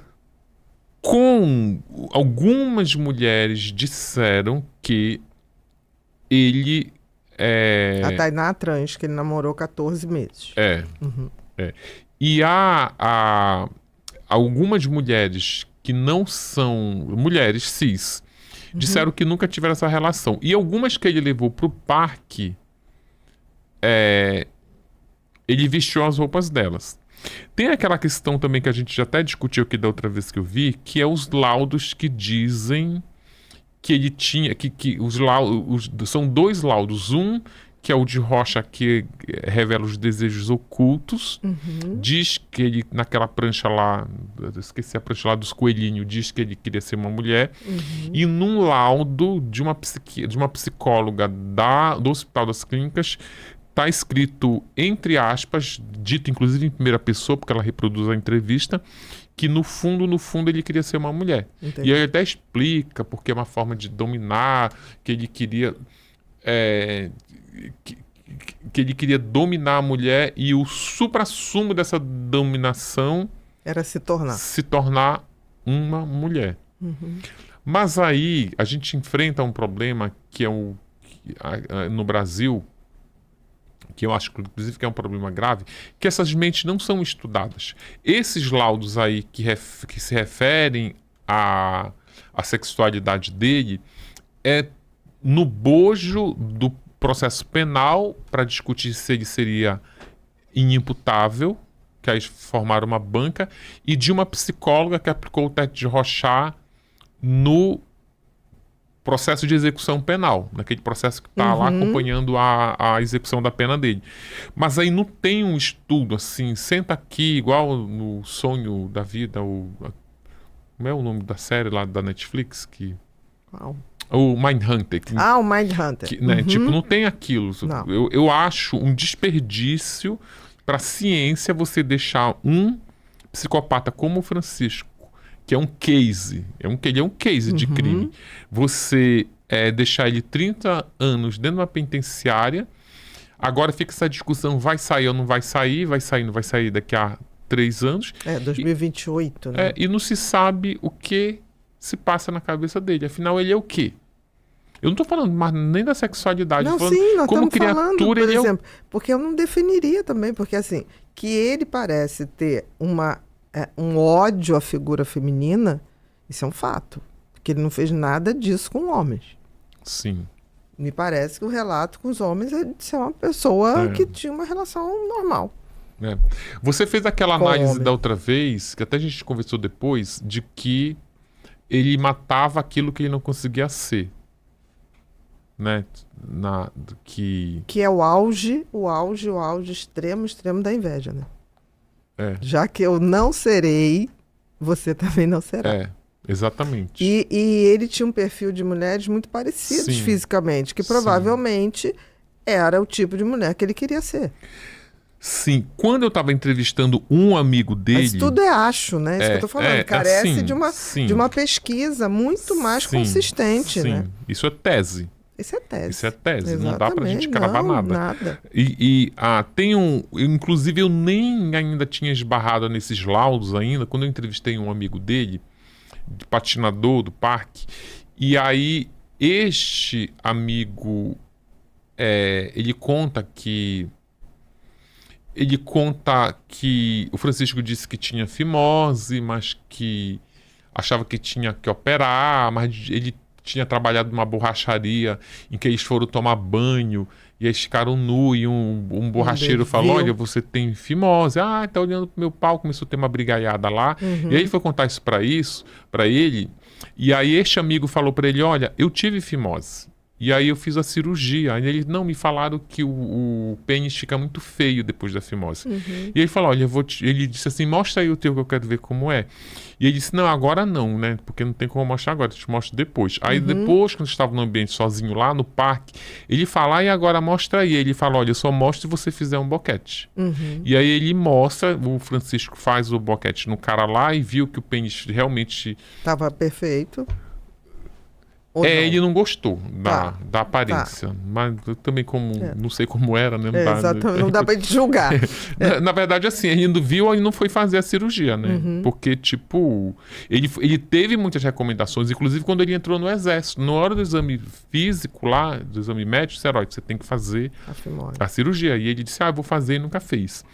E aí este amigo que ficou ali mantendo esse tipo de relação sexual só no sexo oral, e aí ele falou assim pra mim que aí começaram um debate sobre sexualidade, aí o cara disse que não era gay porque ele só estava sendo chupado, não estava, né? Exatamente. Ele permitia o que também é uma maluquice isso. Não pode me chupar, mas eu não sou gay. São as afinidades. Que ainda tem essa loucura, né? Porque às vezes é a cabeça da pessoa parece... Eu acho que a sexualidade é a cabeça da pessoa. E aí ele fala... Ele evoluiu um pouco esse relacionamento ali, pelo menos no campo do debate, e aí ele fala que ele acha que ele é uma mulher. E o rapaz fala assim, mas se tu fosse uma mulher, eu acho que eu te comeria, mas como tu seria? E ele fala, olha, eu seria uma mulher baixinha, do cabelo colado e na altura dos ombros. Aí ele me falou isso, só que essa entrevista eu fiz em junho do ano passado, com esse rapaz. E aí ficou aquilo, como eu faço as entrevistas gravadas, eu só vou ouvir... Muito tempo depois. E aí, já tinha passado a entrevista, já no início desse ano, eu fui ler esses laudos e começaram a aparecer essas coisas de que ele queria ser mulher, E aí eu lembrei, fui ouvir a entrevista. E aí eu vi que de um depoimento de um amigo, ele falar nas características dessa... Do que seriam as mulheres. E que me parece que lembra muito essa descrição às vítimas. Sim. Fisicamente falando. Baixinha, branca, com cabelo mais longo, encaracolado. Tem uma foto que a gente publicou recentemente no Crimes do Brasil. Eu acho que ela tá também no blog, no... True Crimes? Tá no True Crime, numa matéria que tem sobre ele, que eu publiquei lá recentemente, que aí me mandaram uma foto de dentro da penitenciária, em que se você vir, você vai ver que ele tá com uma expressão física bem diferente dessa. Aqui, Atualmente? Atualmente. Entendi. Eu diria que ele tá, assim, bem feminino. Você acha? Eu acho. Eu também, eu publiquei lá e o povo começou a achar também. É uma que ele tá É uma que ele tá sentado num banquinho com a perna, com uma meia soquete. Vê se vocês conseguem achar. Mas assim, é muito... Aí fica no campo da tese, por exemplo. Não, são teses, né? Porque eu queria muito saber o que ele é, qual a orientação dele para poder entender as motivações, sabe? Inclusive para fazer estudo de casos para poder identificar outros. Padrões, né? Padrões, exatamente. O serial killer, ele é o topo da psicopatia. Ele é o topo do topo, em termos de gravidade. Então... Eu mandei para você. Mandou para você, Gu? Por exemplo, aquele Buffalo Bill do Silêncio do Inocente, lembra que ele arrancava a pele das vítimas para poder fazer? Ele queria ser uma mulher. Ele queria montar uma pele. Aí. Ele já não é mais aquela figura. Interessante isso, né? O que eu acho que é muito... torna tudo muito mais complexo é o fato, eu não tenho dúvida de que ele é um psicopata, eu não tenho dúvida de que o ritual dele dentro da categoria serial killer foi muito aprendida, né? Não estou dizendo que isso causou, mas isso formatou. Uhum. E, ao mesmo tempo, aí você vê, se ele se converteu, teoricamente isso aqui não poderia acontecer. Quem me garante que não vai acontecer dele matar de novo? Eu recebi uma mensagem... Sem crítica nenhuma. Mas, assim, percepções. Sim, sim. Eu recebi uma mensagem tem um médico que eu entrevistei muito tempo atrás, quando eu trabalhava no Correio Brasiliense, lá em Brasília, eu fui em Goiânia, que era um dos poucos hospitais que estavam fazendo as cirurgias os tratamentos, a de resignação, sei lá, transição de transição de gênero, exatamente. E aí, eu entrevistei esse médico, ele leu o livro da biografia do Francisco, e aí ele me contou que há uma possibilidade, pelo que ele leu no livro, pelo que ele leu nos laudos que o livro... ele até me pediu, eu mandei para ele os laudos completos que tinham lá, porque o livro não... tem uma parte. É uma parte, é um resumo, enfim, que são muito extensos os laudos. E aí ele fala que tem todas as características de que ele poderia ser transexual. Gente, pelo amor de Deus, isso não é motivação, não é... Ninguém está falando aqui que ele cometeu esses crimes porque era trans. Não, pelo contrário. Pelo contrário, o que a gente está colocando é tentar entender as motivações dentro de uma mente que, independente de qualquer coisa, já tinha em si essa índole da psicopatia, da indiferença. Isso tudo só soma no tamanho complexo que é isso. Né? Que aí também vem da leitura que ele faz também, é que a gente está falando, hoje é mais fácil você fazer lá todos os tratamentos, as cirurgias para ter a identidade sexual que você tem, mas... Né? Identidade de gênero, né? Exatamente, de gênero, exatamente. Isso mesmo. Só que aí na década de 70, quando ele nasceu, adolescência na década de 80... Aí era... Não, né? isso era inimaginável. Se você imagina hoje todos os transtornos, todos os problemas emocionais que uma pessoa que tem uma identidade de gênero... que a gente tem nesse país ainda, que é enorme, né? Então... Mas, por exemplo, nem isso. Poderiam lá... E se ele for um transexual? Tipo, nem isso. Nunca foram lá saber qual realmente... É bem complicado, porque isso só deixa tudo mais... não é perigoso a Eu palavra. acho que fica tudo mais misterioso. Misterioso, mas ao mesmo tempo mais imprevisível. Sim. Né? Porque se uma pessoa não consegue ser quem se é e entre aspas, quer acabar com a mulher que existe parecida com ele, do que ele seria... é mais tenso, né? Porque em que momento isso pode vir à tona novamente? Sim. Mas são todos Eu acho que a gente teses. precisava de um estudo, sabe? Tipo, não sei se você conheceu o Alvino de Sá, que tinha um estudo sobre isso lá em São Paulo. Psicanalista, ele morreu durante a pandemia, ele estava tentando desenvolver isso, que era, tipo, estudar mesmo. Por exemplo, ninguém sabe. É muito simples e prático e você dizer, ele pegou, matou, escolheu as mulheres que queriam ser modelo. Não. Eu acho que a gente tinha que tentar descobrir qual o critério dele. Por que ele levou algumas mulheres e não matou? Exatamente. Muito Né? mais, né? Porque muito mais, foram inclusive. 100, 200.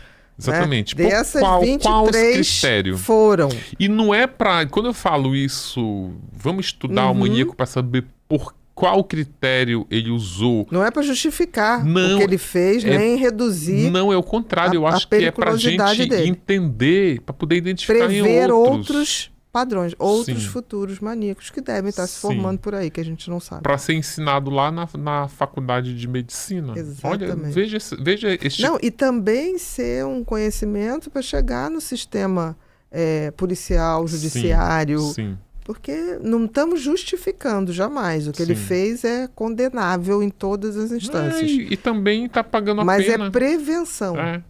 Eu acho que só dele estar condenado lá há 30 anos, ou seja, passou metade da vida preso, eu acho que essa questão de justificar não se deve nem colocar à mesa porque ele está condenado, né? Não condenamos, é e agora? É aquilo que eu te falei, quando tem coisas que a gente tenta justificar o injustificável, isso é psicopatia.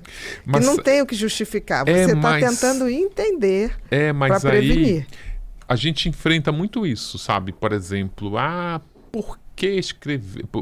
Pela população, pela maioria, ele tem que ficar lá num depósito, afastado da sociedade para sempre.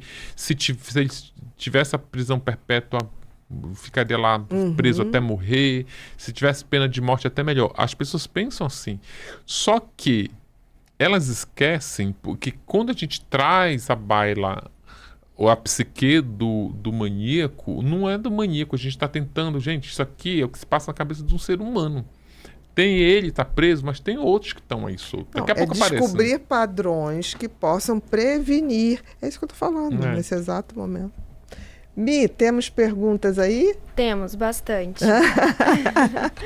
Vamos lá, Daniel Pereira. Por que ele escolhia atuar no Parque do Estado? O ambiente influenciava na maneira como ele abordava as suas vítimas? Ou como ele matava-las ali naquele momento? Tem uma questão que ele transformou o parque, um pedaço do parque, num santuário. Eu acredito que ele escolheu o Parque do Estado por uma questão de logística, porque há um tempo ele morou na casa do irmão mais velho e a casa do irmão mais velho era 200 metros do buraco. 200 metros do buraco do parque. Então eu acho que é isso, ali foi uma questão de logística e também o parque era um lugar de desova de corpos. Então e ele sabia disso. Ele sabia. O bairro inteiro sabia. Reproduz o padrão. É. Ali se desova corpos. Sim. Parei ali que eu já simplifico, né? Mato e desovo. Aí vem toda também uma mística de que tinham 2 árvores, né, aqueles cedros verdadeiros, que quando ele passava por eles, ele dizia que o espírito do avô encarnava. Ele dizia que o espírito ficava nas árvores e quando ele passava, o espírito do avô que estava na árvore passava pro corpo dele. Então, mas eu deixo muito bem, eu nem acredito nisso. Também não. Eu não acredito. Eu coloco isso no livro porque ele diz isso. Entendi. E eu acho que para a narrativa é interessante, mas não está escrito como se fosse verdade. Não, também acho que não. Alex Ribeiro, gostaria de saber qual a primeira ação que a família deve tomar quando suspeita de ter uma criança ou adolescente psicopata. A linha não seria muito tênue entre amor e a razão? Amor e razão? Eu acho que é dele amar o filho, pelo que eu entendi. Tá. Do pai em relação ao filho. Olha, os sinais são precoces, você até falou isso, né? Tem gente que fala, não, antes dos 18 anos, mas 18 anos pode ser muito tarde para fazer intervenções precoces. É que nem você esperar um câncer de mama de um tamanho que você palpe e tem um caroço imenso. Então, assim, eu acho que a gente tem que estar com olhos de ver, né? E tentar, sim, porque eu acho que uma educação bem moldada e em conjunto, e reproduzindo padrões funcionais e de limites, podem, não digo que pode evitar que o pior aconteça, mas pode fazer com que aquela psicopatia se torne bem menos ativa, né? E nada impede dessa pessoa que foi contida, ele não ir para um crime do tipo, né, de homicídio, e fazer coisas que a gente sabe que tem por aí. Golpes e de repente, tantos CEOs, Sim, né? sim, Tantos políticos, mas evitaria pelo menos a gravidade da manifestação. Mas aí tu recomenda que o pai leve em qual especialista? Se ele perceber um sinal Com no certeza filho? um psiquiatra. Um psiquiatra, né? Com certeza. Um psiquiatra infantil. Infanto-juvenil, de preferência, né? Porque são sinais muito... Acho que maltratos, eu acho que é um maltrato. Por exemplo, se eu tivesse Essa coisa de tirar tufo de um cachorro... Gente... Maltrato animais, maltratar coleguinha, muito violento.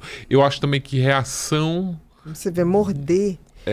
Tem crianças que têm uma fase de morder. Mas, assim, não pode ser banalizado. Sim. Ah, meu filho tá mordendo. Já falei com ele. Não pode. Sim. Nem que você tenha que intervir medicamentosamente para tirar esse impulso agressivo. Existem medicações que você reduz a impulsividade. Uma criança que vai voar para morder, ela é uma pessoa impulsiva. Sim. E com filtro muito reduzido. Porque você já viu, a gente não sai mordendo de raiva. Então, eu tenho uma amiga que a gente foi almoçar e a filha dela tava com uma marca de mordida. Eu falei, essa marca de mordida é coleguinha da escola. Gente, tu foi lá na escola, é meio normal. A gente, não é meio normal. Não é normal, né? Não. Eu acho, assim, tem crianças que morderam na infância que não derem nada, maravilha. Mas, assim, normatizar isso... Sim. Se existe uma genética psicopata, é muito perigoso. Sim. E ela ainda me falou assim, mas ela também às vezes morde a coleguinha. Eu falei, mas gente... Ela tá aprendendo, então tá virando uma escolinha de canibalismo. Não dá para ser, né? E se ela não foi, a escola tinha que chamar. Sim. Né? Então, com certeza o psiquiatra primeiro. Daiane de Moraes. Se o Francisco crescesse com a mesma atenção e carinho que a mãe teve com os irmãos, ele ainda seria um assassino, até mesmo um homem cis? Bem provável que... Não, eu acho que ele não seria um serial killer. Mas não tem nem como você falar isso, porque não aconteceu... Exatamente. Eu fico incomodado com as ilações que tu projeta pro futuro. Não é tão simples. Eu adoraria dizer, bastaria voltar ao passado e fazer isso. Primeiro que não volta. E segundo, que um avô desse que ele teve, o João, já predispõe uma genética. Sim. A genética estava ali. Por que não se manifestou nos outros? Me parece que os outros também têm ficha criminal, até tráfico. Então, assim, tem uma genética muito forte. Eu acho que teria, talvez... Mas aí não tem como, porque ele foi pro matador, o avô, beber sangue, é muito complicado. Eu acho que... Eu acho que seria o que foi com os irmãos, mais Eu ou acho que é menos. importante também pegar essa pergunta e virar ela do avesso para dizer o seguinte, que o fato de trabalhar no matadouro, ter o problema de dicção, de aprendizado, não transformou eles nesse... Ter essa problema com a sexualidade não transformou ele no assassino. Foram detalhes que agravaram. Exatamente. A forma até de assassinar. Pra pessoa não achar, nossa, mas meu filho tá com sobrepeso, não aprendendo a andar. Não, ele não vai virar o maníaco do parque. Mas eu acho que cada um desses... Não sei se é sinal, mas cada um desses elementos, dessas adversidades em que for surgindo... Numa genética propícia à indiferença... Com certeza. Influencia. E fique de olho também, Exatamente. Né? Porque, por exemplo, se um filho foi mordeu a coleguinha porque escreveu no errado e se urinou, fique de olho, né? Procure um tratamento. Porque você pode pensar, num primeiro momento, se urinou, então tem sensibilidade. Sim. Não, ele pode ter o mesmo transtorno de aprendizado, de disgrafia, pode dar o retardo do controle da urina. Sim. E não necessariamente porque ele era um fóbico social ansiosíssimo. Sim. Então tem que ver. Eu acho, concordo com você. Tinha que ter institutos de pesquisa, porque senão a gente fica esperando o próximo maníaco do parque acontecer. E fica só dizendo o que a gente acha também, né? Não, e fica esperando o próximo maníaco. Aí tudo se mobiliza de novo. O mesmo vale também para fimose. Francisco tinha fimose. A fimose dele, eu acho que é um elemento importante para a construção, para o desenho dessa personalidade assassina. Mas não causa. Mas, não exatamente, tenho fimose, né? Eu tenho fimose e vou matar um porque ficou lá enfim, Perfeito. Roberta Kelly, boa tarde. Minha pergunta para eles é, no caso do Francisco, em algum momento ele fala que queria ser pai? Fala? Eu não sabia. Fala. Inclusive, recentemente ele falou que ele tem um desejo de ser pai de uma menina. Ele ainda especifica o sexo, que queria ser pai de uma menina. Que tem uma passagem do livro que é super interessante, que é aquele jornalista Marcelo Rezende. Sim. Que entrevistou ele. E aí ele fala isso, não sei o que, é você... Ele fala, eu quero ser pai de uma menina. Aí o Marcelo Rezende pergunta, mas vem cá, e se a sua menina fosse vítima do maníaco do parque? E aí o Francisco devolve assim, e se eu fosse seu filho? E ele fica calado, mudo. Pode que o Marcelo Rezende, para deixar ele mudo... já não tá aqui, né? Mas era pum. Sim. E se eu fosse seu filho? Isso é... Sabe o que eu lembrei disso agora? Vamos só voltar um pouquinho na inteligência deste homem. A gente já falou que a inteligência chegou no consenso que tu é inteligente para uma coisa, não é para outra, né? Tu tem o talento, às vezes alguns tipos de talento tu precisa ter inteligência, mas aí tu não sabe nem escrever direito, porque a letra dele é horrorosa, cheia de português. Pode ser um gênio em outro aspecto. Mas eu acho que essa reação rápida, porque ainda mais essa reação rápida numa entrevista que está sendo gravada, ela não era ao vivo, ela foi gravada dentro de uma penitenciária, mas eu acho que essa resposta interessante, porque quando ele fala assim, e se a tua filha fosse uma vítima do maníaco, eu tô te colocando eu tô pondo uma espada na tua cabeça, né? Tipo, que resposta tu vai dar? E agora eu te encurralei, tu ficou sem saída. E o jornalista tem isso, né? De fazer aquela pergunta que constrange, foi constrangedor. Mas e é rápido, sabe? Eu vi a entrevista, ele devolve de forma cênica. Ele fala assim, e se eu fosse seu filho? Mas se você lembrar o Ted Bundy, eles têm essa coisa do impulso. O impulso da mordida é o mesmo impulso que devolve. Isso não tem a ver com inteligência, tem a ver com impulsividade. Foi um sentimento... Não, mas eu falar a resposta. Não, a resposta é maravilhosa, mas eu me lembro que o Ted Bundy falava assim, eu sou os maridos de vocês, eu sou... Como que ele diz? Vocês estão pensando que estão a salvos? Vocês vão me matar. Mas eu estou no lar de vocês. Sim. Eu sou o marido, eu sou o filho...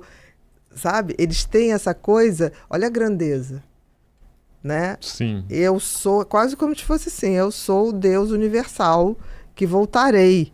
Não adianta me matar. Mas aí a gente tinha também lá atrás batido no consenso de que o Ted tá léguas e léguas de distância, né? Sim. Do maníaco. Porque o maníaco, Bia, eu acho ele muito Hellis, sabe? Não tô falando como ser humano. Não, eu tô entendendo. Tipo, as coisas mais que primitivo. Assim, por exemplo, eu costumo muito tentar avaliar a tua capacidade intelectual pelo que tu escreve. E não tô falando porque tem uma escritora, psiquiatra. Não escreveu. Se alguém me escrever um bilhete, eu vou ver, gente, essa pessoa... Tu não faz isso? Avalia pelo jeito que a pessoa fala? Talvez porque eu tenho esse hábito de saber dessa abrangência de inteligência, eu faço muito pelo exercício de talento. Tá, então, na verdade, você tem eu sou uma caçadora de talentos quando eu atendia. Você tem muito mais equipamento do que você, é muito mais aparelhada, né? Exatamente. Mas, por exemplo, eu fico lendo, assim, tipo, os presos, tem aquele programa lá, Lendo a Liberdade, que aí o preso lê 3 livros para bater um dia na pena. Isso. Ele já tá lá 20 anos lendo, tu recebe as cartas dele, tem cartas que dá vontade, assim, gente, teve um homem que escreveu 2 semanas atrás uma carta toda com rimas para me dizer que não tinha nada, ele queria saber o negócio se eu podia mandar para ele um edital, que ele queria fazer um concurso público, não conseguiu edital, não sei o quê, só que ele fez o pedido assim, veio todo rimado, e escrito à mão, tudo simétrico assim na página, e é porque eles leem. Eles podem entrar lá uma anta de burro, mas eles leem, e a leitura torna a pessoa muito, né? O texto aumenta a capacidade de exercer até outras inteligências, não há dúvida. Quanto mais você usa o cérebro, não é só para a escrita. Eu entendi o que você falou, mas eu acho que essa resposta que ele deu para o Marcelo, e tudo é tese, é uma resposta muito que eu acho que ele já tinha se feito muitas vezes em relação à família dele. Se bem que é o tipo de pergunta que boa. Tá? Aquilo ali aí marca ali, quase tipo assim, você me rejeitaria desse jeito? Sim. Você... Não, isso é verdade, tu tá coberta de razão. Tá dentro da lógica dele. Eu sabe não lá quantas achei vezes não perguntaram isso pra ele, né? Eu não achei nada assim... um raciocínio. Eu igual uma pergunta uma que é recorrente para a Suzane, é assim: tu é filha de uma psiquiatra? Como que é sua... Ela já deve ter a melhor resposta para isso. Tá dentro do universo dele. Entendeu? Tá dentro do universo dele. Agora, é estranho ele querer uma... Só se ele... Não, ele pode achar que essa menina vai puxar tanto a ele que será finalmente a mulher que ele queria ser. É a única... Gostei dessa. Já que eu não posso ter uma, não posso ser uma e vou ter uma, né? Exatamente. Essas pessoas são muito doentes, né? Perturbadas emocionalmente. São muito megalomaníacas, a gente não pode esquecer disso. Então, a filha dele pode ser imagem e semelhança dele. E aí, finalmente, a mulher. Ele talvez até se prepare para fazer dessa mulher uma mulher grandiosa. Sim. Né? Como se pudesse separar, né? Vou querer que seja fisicamente como eu, mas eu quero... Não dá. É uma genética muito forte. Só esse João aí, eu acho que ele contamina algumas gerações. Engraçado, o João me pegou muito. Na época do crime, a Helena, a mãe do maníaco, deu uma entrevista no Fantástico pro Marcelo Rezende, inclusive, em que ela bota toda a culpa no João. Eu acho... engraçado, isso é óbvio. Se eu fosse roteirizar uma ficção baseada em realidade, eu botaria o João até abusando da filha. É como eu tô falando aqui, como pra poder... um escritor de ficção para tornar isso uma série. Sim. Eu apostaria nisso. Mas é um recurso ficcional. Você criaria, mas é ficcional, mas eu entendi que você quer trazer mais elementos para justificar a disfuncionalidade e ver até onde isso tudo daquela família. Pode ir, entendeu? Eu acho bem Tem importante. uma história que tu falou isso agora, eu lembrei. Tem essa história eu vou ter que contar toda cifrada para não identificar ninguém. O Francisco, ele tem tios e tias. Uhum. E aí, eu fiquei entrevistando um deles. Entrevistei um. E aí, nos laudos, o Francisco falou que tinha sido violentado por um tio. Uhum. E aí eu fiquei, não, mas quem é esse tio? Ele não falava quem era. Fui na família e disseram, isso é mentira, isso é mentira, isso é mentira, isso é mentira. E aí esse tio que eu estava entrevistando falou assim, Ulisses, eu vou te provar que isso é mentira. Eu vou te dizer, olha, meus irmãos são esses aqui. Ele enumerou aqui, são meus irmãos. E aí, este aqui, ele nunca conviveu com o Francisco porque Morava em outro lugar. Esse aqui, ele tem uma doença degenerativa, não sei o que, o Francisco, quando... E ele foi por eliminação, aí sobrou só ele. Aí falei assim, né, sobrou só você, né? E ele ficou assim, espantado, como se eu tivesse matado uma charada. Ele falou assim, não, mas... Mas foi o que o Francisco fez. Foi lá na delegacia dizer, se encontrar Isadora, por favor, minha vida, eu tô até procurando ela. Olha isso. Porque o psicopata tem essa coisa de se achar tão genial que todo mundo é suspeito, menos ele. Aí ele vai ajudar. E tem uma Ele vai ajudar a investigação. E ainda tem um outro elemento que pra gente, dentro dessa tese que a gente tá aqui falando da banalidade do abuso sexual intrafamiliar. Uhum. Nós estamos falando... mais comum do que a gente imagina. Muito mais comum do que imagina. E nesse caso específico, a gente está falando de uma família onde o pai engravidou a própria filha e a mãe aceitou com a condição que ele não deixasse de dormir com ela. Então a gente está falando desse... Homenagem familiar, consentida, permitida e teoricamente todo mundo feliz. Porque a menina amava o pai e queria o filho. Sim. A mulher amava o marido e queria que ele continuasse tendo relação e dormindo com ela. E ele não queria que tirasse o neto, que era filho. É tão disfuncional. Sendo que quando ela descobre que ela vai peitar ele vira e diz assim, não, é melhor ela ter um filho meu do que de um vagabundo na rua. E ela diz, é mesmo, aceita. Então, é desse núcleo, dessa célula familiar que a gente está falando. Né, E você vê que ele, na realidade, questiona ele se mata, o tio dele, né? Porque tá pegando mal para a sociedade. Porque da reputação dele. Porque ele é o fazendeiro, ele era um dos maiores plantadores de café que tinha ali na região. Então ele se mata para entrar para a história, digamos assim, né? Ele até então tava... mas como tem isso, suicídio assim, né? Tem. De suicídio para salvar a reputação. Salvar a reputação e entrar para a história, né? Sim. Porque aí ele conseguiu comprar o investigador, o delegado, mas daqui a pouco chegando, olha, café, agora né? tá lá na Câmara com tanto de café, imagina, né?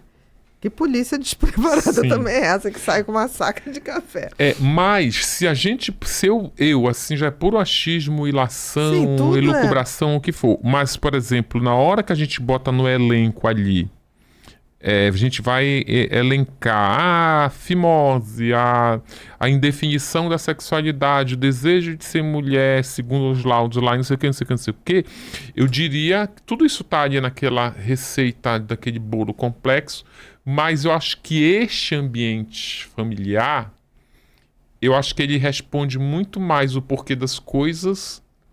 Porque eu acho que sai, inclusive... O rumo que as coisas tomaram. Porque, inclusive, eu sei o porquê. O porquê é muito mais complexo. Mas o rumo que as coisas tomaram, sim. Sim. Porque, por exemplo, a gente sabe que as consequências de um abuso sexual, elas são devastadoras.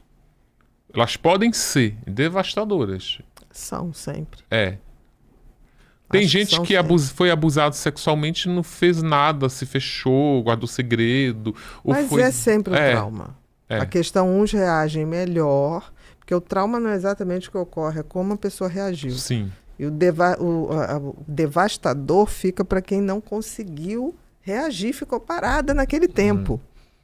Né? Ficou parado ali. Isso é o pior que pode acontecer. Paralisar a vida naquilo e reproduzindo aquilo. É um universo muito louco isso. Por isso que eu tô falando. Eu suspeito do João, mas isso ficção. E ainda tem uma outra coisa também que eu acho que é super interessante, que é a forma como a relação da mãe. Porque aí a mãe largou lá atrás, e se tu for ver, a mãe larga até hoje, porque ela tá 10 anos sem visitá-lo. Não, e vendendo lá a vaga dela... Tudo bem, você botou como batalhador, ok, não estou nem questionando isso, sem renda, mas assim, tudo bem, foi uma coisa muito gritante. Talvez hoje ela esteja mais envelhecida e sem capacidade, mas pode fazer uma quentinha, né? Pode vender um sanduíche, entendeu o que eu estou falando?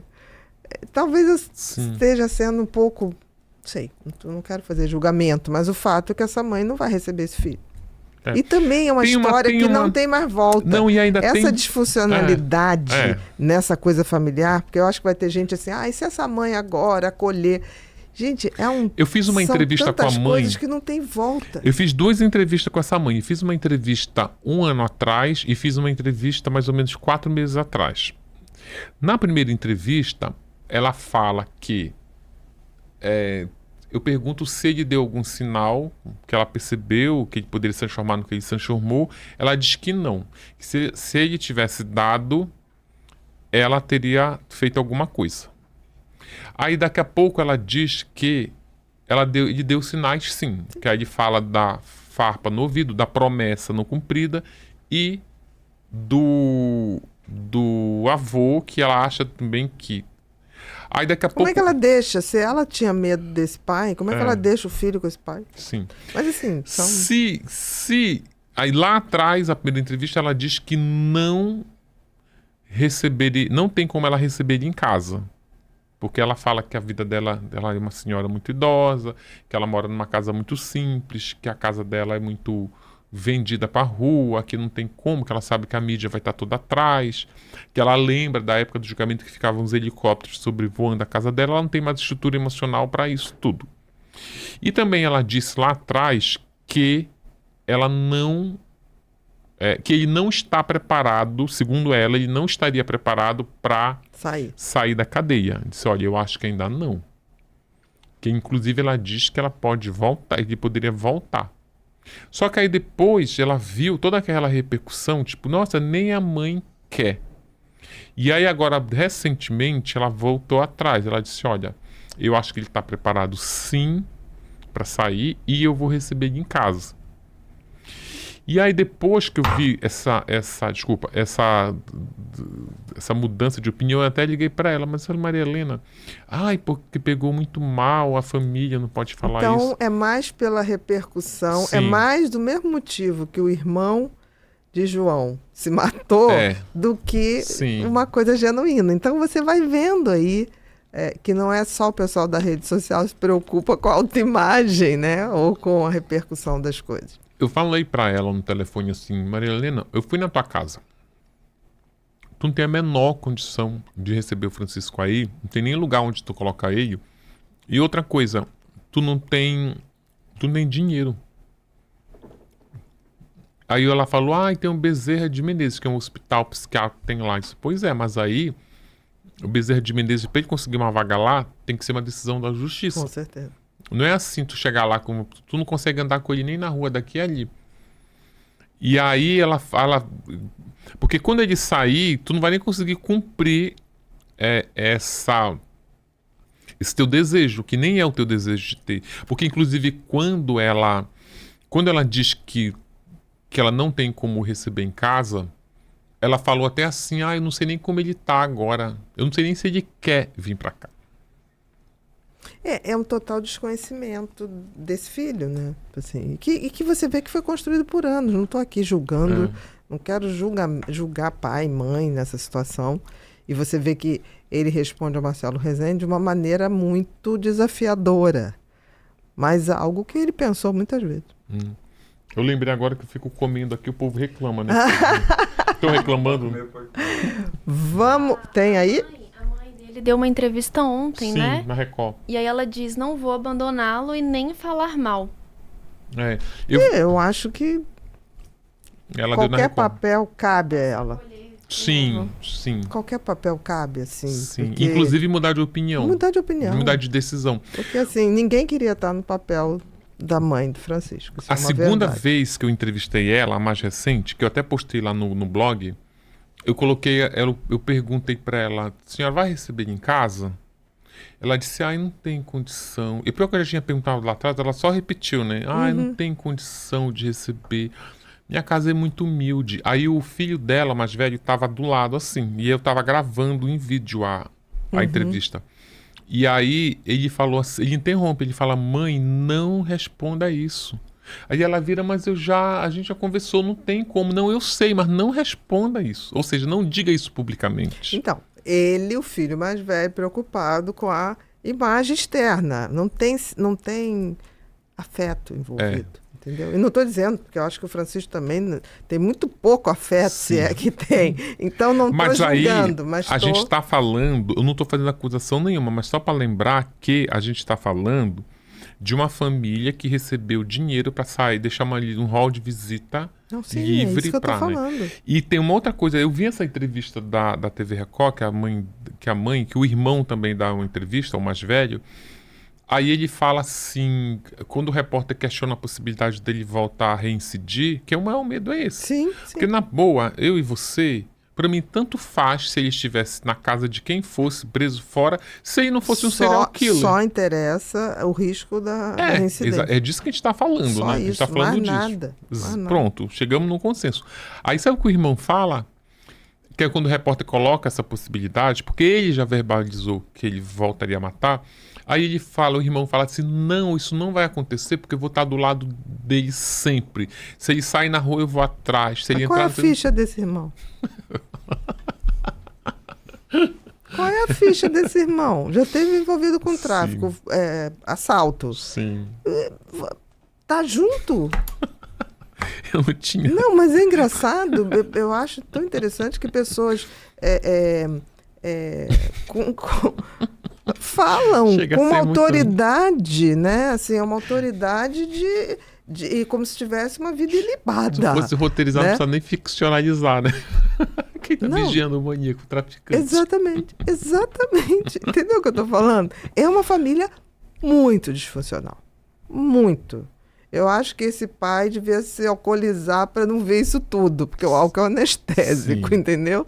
E adoeceu, talvez seja o que tinha um pouquinho mais de empatia ou consciência, porque adoeceu rapidamente diante disso tudo, entendeu? Porque é muito difícil. Vou te dar um outro elemento dessa coisa do o que é aqui dentro e o que é a minha imagem lá fora. Na época do julgamento, entre ele ser preso, descoberto e ser julgado, ele começou a ser assediado por vários jornalistas de todos os veículos de comunicação. E aí ele falou assim, eu só vou dar entrevista para quem me pagar. Para quem não me pagar, e ele ainda dizia assim, eu preciso receber, que é para poder ajudar a minha família, que depois que eu me tornei maníaco do parque, a minha família não consegue trabalhar. Aí ele fez um filtro ali, que tem veículos que pagam e tem veículos que não pagam. De jeito nenhum, isso mesmo. E aí, ele acerta como? Agora tem que acertar com meu pai. E aí, os jornalistas iam lá, a gente quer serviço com o Francisco, ele disse que é tanto, a gente quer pagar pro senhor.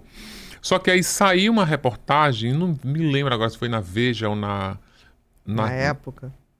Eu acho que a época, foi na época ou na Veja, saiu uma reportagem dizendo isso, olha, ele recebe para dar entrevista.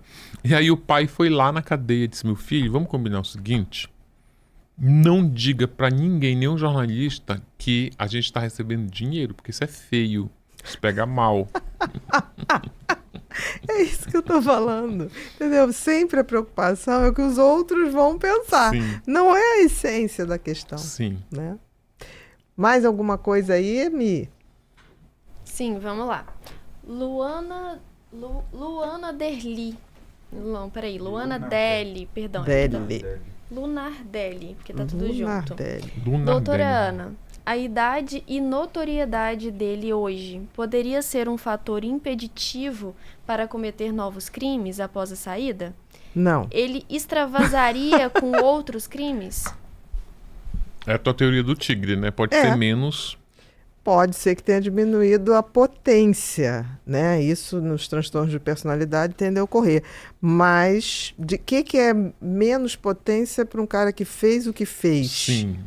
Né? Então, qualquer coisa ainda acho muito grave.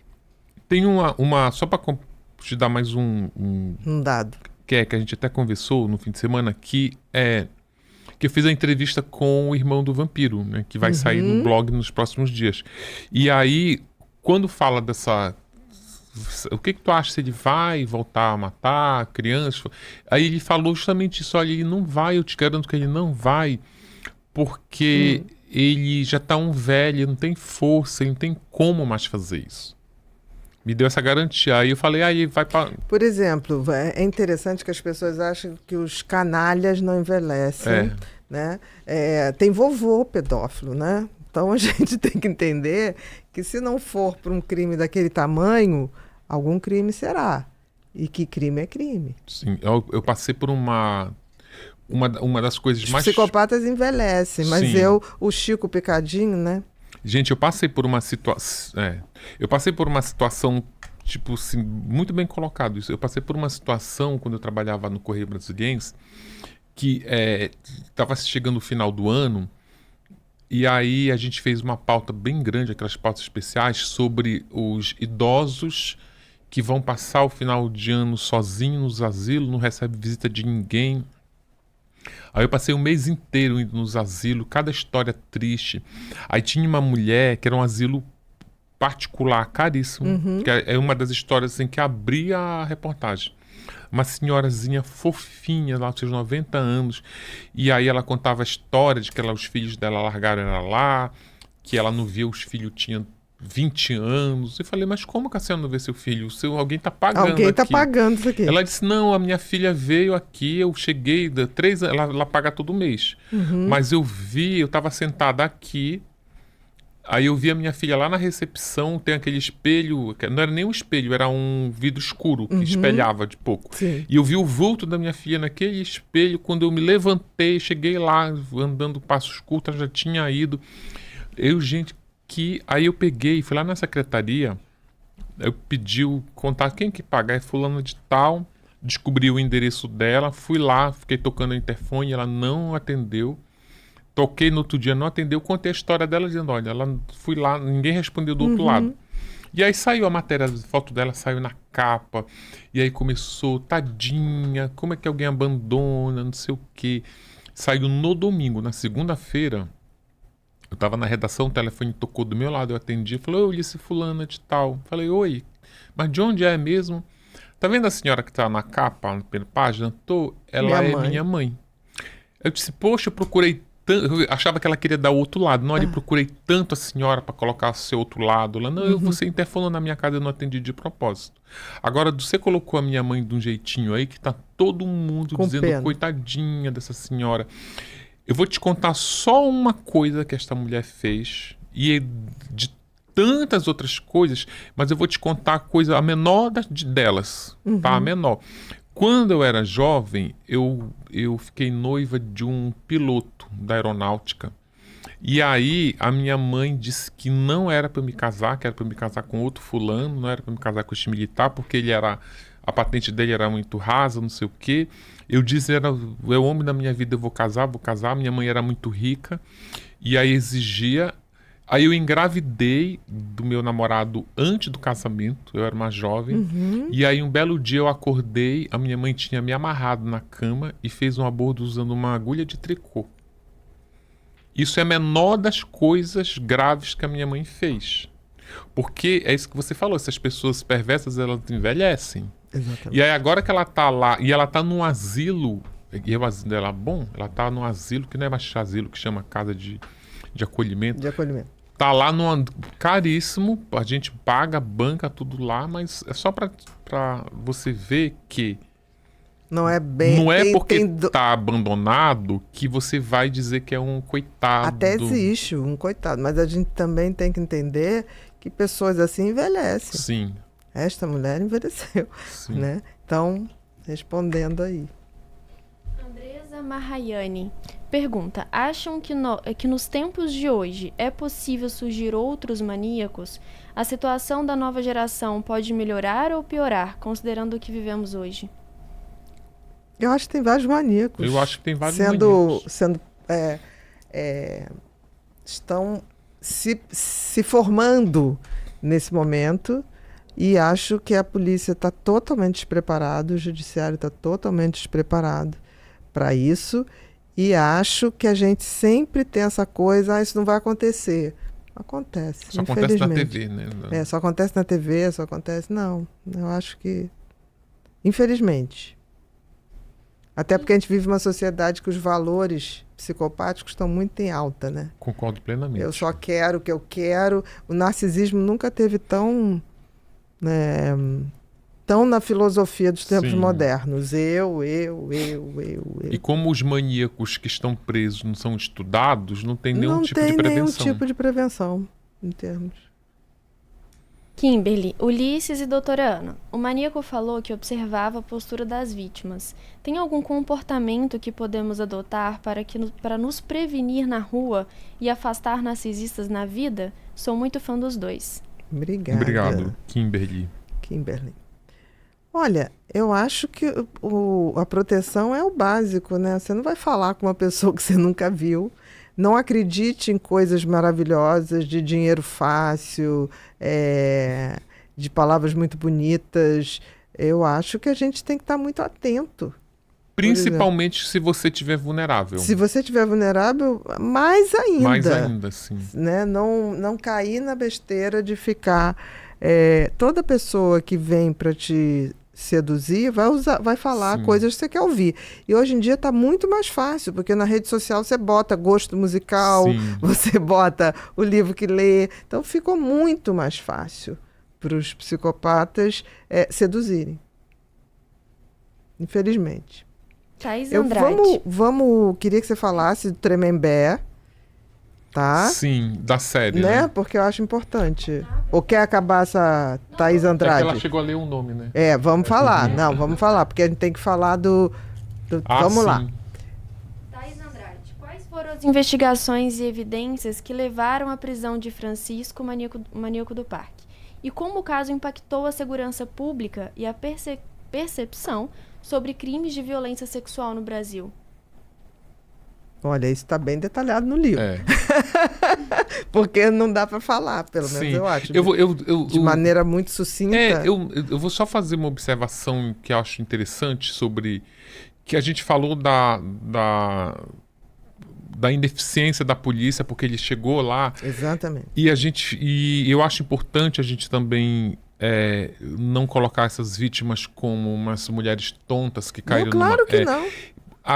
Respondendo essa pergunta, a captura dele ocorre graças a duas vítimas. Uma que foi abordada na rua, ela era funcionária da Lojas Brasileiras. Lembro, Lobrais. Foi abordada Exato. no centro de São Paulo. Vamos ali no parque fazer foto. Ela disse, olha, não, muito obrigada. Não sei o que, não, muito obrigada, não, muito obrigada. E ela caminhando, que ela estava atrasada. E ele atrás. Ela, para se livrar dele, disse, faz o seguinte... Me dá o teu nome e teu telefone, que se eu mudar de ideia eu te ligo. E ele anota o nome, o telefone e o endereço, e entrega para ela. E ela bota na agenda e vai resolver a vida dela. Esquece dele. Uma outra mulher, numa outra ocasião depois, foi levada para o parque, foi espancada por ele, teve ali uma tentativa de estupro, ela sobreviveu, porque ela fingiu de morta, sobreviveu, saiu de lá nua, de dentro do parque. Foi acolhida na rodovia Imigrantes, deram uma capa para ela, foram numa delegacia. Quando ela chegou na delegacia, já tinha recentemente outras mulheres dizendo a mesma coisa. Aí elas três juntas fizeram um retrato falado dele. E a mulher que tinha pego o telefone dele foi na delegacia, olha, a pessoa do retrato falado é esse aqui. E a polícia foi lá. O papel delas... Elas fizeram, a gente denunciaram, fizemos um retrato falado e está aqui o endereço, que era o trabalho da investigação. Telefone e endereço. E aí, eles vão com o endereço lá, quando chegam, ele já tinha fugido. Sim. E ele foge, é uma coisa cinematográfica, porque ele foge... Ele ficou um mês, né? 37 dias. 37 ou 30. Ele foge... Porque aí, nesse dia de manhã, ele tinha roubado um cordão de uma das vítimas e usava esse cordão como... Eles usavam aqueles bips, lembra? Lembro. E ele usava aquele cordãozinho para prender o bip na cintura. E aí ele perde esse cordão e um outro motoboy acha e bota o cordão no pescoço. E ele fala, esse cordão é meu, não, esse cordão não sei o quê. E aí ele pega no ataque de fúria uma ferramenta e machuca ele muito. O motoboy. Do motoboy. E aí o motoboy vai lá na delegacia dar uma queixa de lesão corporal. E aí ele fala, olha, lesão corporal, ele ainda estava todo sangrando, não sei o quê. E onde é isso? Lá no motoboy, lá na empresa JR Express, que era o nome da empresa. Aí não, a gente vai lá, o cara tava todo ensanguentado. Aí o cara chega lá e diz, olha, eu chamei a polícia tá vindo aqui. Ele, mentira, tá aqui o boletim de ocorrência. Aí ele olha aquilo e foge. Só que aí chega primeiro a viatura para ver a lesão corporal do cara, olha, ele não tá mais aqui. Aí 10 minutos depois, chega a 10 viaturas do DHPP para prendê-lo, ele já tinha fugido. Parece cinema isso, né, gente? A polícia sempre chegava atrasada. Né? Sempre, né? Sempre. Como é que vaza isso? Não é. Né? Mas assim foi graças às vítimas que identificam ele. Não, mas essa coisa, você vê, insiste. Gente, quando insiste muito, é outra coisa também. Sendo que ele matou a primeira... Propostas de muita facilidade. Hoje tem muito isso, né? Ganhar dinheiro na internet. Você não vai fazer nada, vai apertar botãozinho. Tudo balela, gente. Então, assim... Ganhe dinheiro sem sair de casa. Não, a gente tem que começar a botar a mão também na consciência. Tipo assim, não existe isso. Cuidado, quem está oferecendo. Não precisa ser necessariamente o maníaco do parque, mas é alguém que vai ganhar com essa tua ingenuidade ou com esse teu interesse. Falando de Tremembé, que é um streaming, né, que está sendo gravado. Está sendo gravado. E você fez o roteiro. O roteiro. É engraçado que eles colocaram a minha foto ali como se eu fosse é roteirista, mas podia também. Mas né? isso é uma peça dele, Marina do próprio Rui Prime, Barbosa vai fazer né? Não, e o engraçado é que eles colocaram... Isso é uma peça publicitária do Prime Video. Eles colocaram... vai ser na Prime que é o lançamento, Video. vai ser o lançamento na CCXP, agora dia 7. Dia 7 de dezembro. Lá em São Paulo. A gente vai lançar a série lá. E eles fizeram essa peça publicitária para divulgação e publicaram num perfil que é de fanáticos por série. E aí eu fui lá dar uma olhada, não, tu já viu aqui, olha quantos comentários eu fui ler, aí os comentários assim, gente, esse ator... Olha, eu tô achando que ele é o mais perigoso, essa carinha. A Bianca Comparato faz a Ana Carolina Jatobá, o Felipe Simas faz o Daniel Cravinhos, a Marina Rui Barbosa faz a Suzane e o Ulisses faz... Ulisses é que deu vida, roteirizou. Entendeu, gente? Ele não tá? Ele não tá como ator. Eu não sou ator, exatamente. E aí ficou uma foto bonita, mas não parece... Gente? Aí o outro colocou assim, não, ele é aquele ator da La Casa de Papel. Eu fui lá, gente. O professor. Olha, tudo viciado em série. Foi vocês que foram lá escrever. Foram vocês. Eu fui lá, não, gente, eu sou roteirista. Na verdade, eu sou um dos roteiristas. A sala de roteiro é chefiada pela Vera Egito, que é a showrunner, é a dona da porra toda. E aí nós éramos roteiristas. Eu, a Juliana Rosenthal, a Thaís Berbe e a Maria Isabel. Como os livros que são adaptados são os meus, aí, exatamente. Então eu vou ajudar a divulgar, vou defender o porquê das coisas. E tá ficando bacana? Tá ficando bacana. Não, tá ficando bacana. É um elenco estelar, inclusive esse aqui que trabalhou na casa... na Casa de Papel. Sim, eu tô numa maior expectativa. A da Marina tá arrasando, tá, tipo... todo mundo tá querendo saber que Suzane é essa, né? Que Suzane é essa? Que Jatobá é aquela, né? Sim, eles estão ótimos. E tem outros atores também. Tem o Anselmo Vasconcelos, que faz Abdel Maci. O que eu acho muito legal... Tá misturado. Tá misturado. Tudo, a gente né? vai mostrar como... Vai soltando aos poucos, né? Porque são vários casos que foram presos em Tremembé. Né? A série basicamente vai mostrar como eles interagem lá dentro. Tremembé não tem ninguém inocente, né? Não. Tá em Tremembé, já é uma... Já subiu uma categoria. Sim. Né? Porque assim, não é para os fracos, né? Então, mas que bacana. Dia 7 de dezembro. Dia 7 é o lançamento. É o lançamento. Mas ele estreia mesmo ano que vem. Tá. Vai ter um painel na CCXP, porque os streams apresentam o que eles vão lançar no ano que vem. Dia 7 eu tô livre, porque eu tô sentindo vontade de ir. Cai quando? O sábado. O sábado? Não é impossível. Vai ser que horas? Eu acho que é de tarde. Eu acho que é o dia todo, sabia? É possível. Não, o dia todo não dá. É a semana que eu gravo aqui. Dia 9 tem de novo gravação. Eu acho que é à tarde. 7, 9 é domingo? Não, 9 é segunda. Segunda? E é sábado. Pode ser. Um bate e volta. Um batidão. Bate e volta, tá vendo? A gente não é dona de nada, né, Ulisses? Você vê essas crianças que determinam a vida da gente, mas fazem com muito carinho. Sim. Próximo livro será... Eu vou lançar um livro chamado Tremembé, que vai ser lançado Tremembé junto com a mesmo, série. junto. Que aí eu vou contar que a história deles... Ano que vem. Ano que vem. A Isso. história que eu já estou pesquisando. A história desses dos criminosos famosos que eles vão de interpretar Tremembé. já estão nos livros que estão adaptando.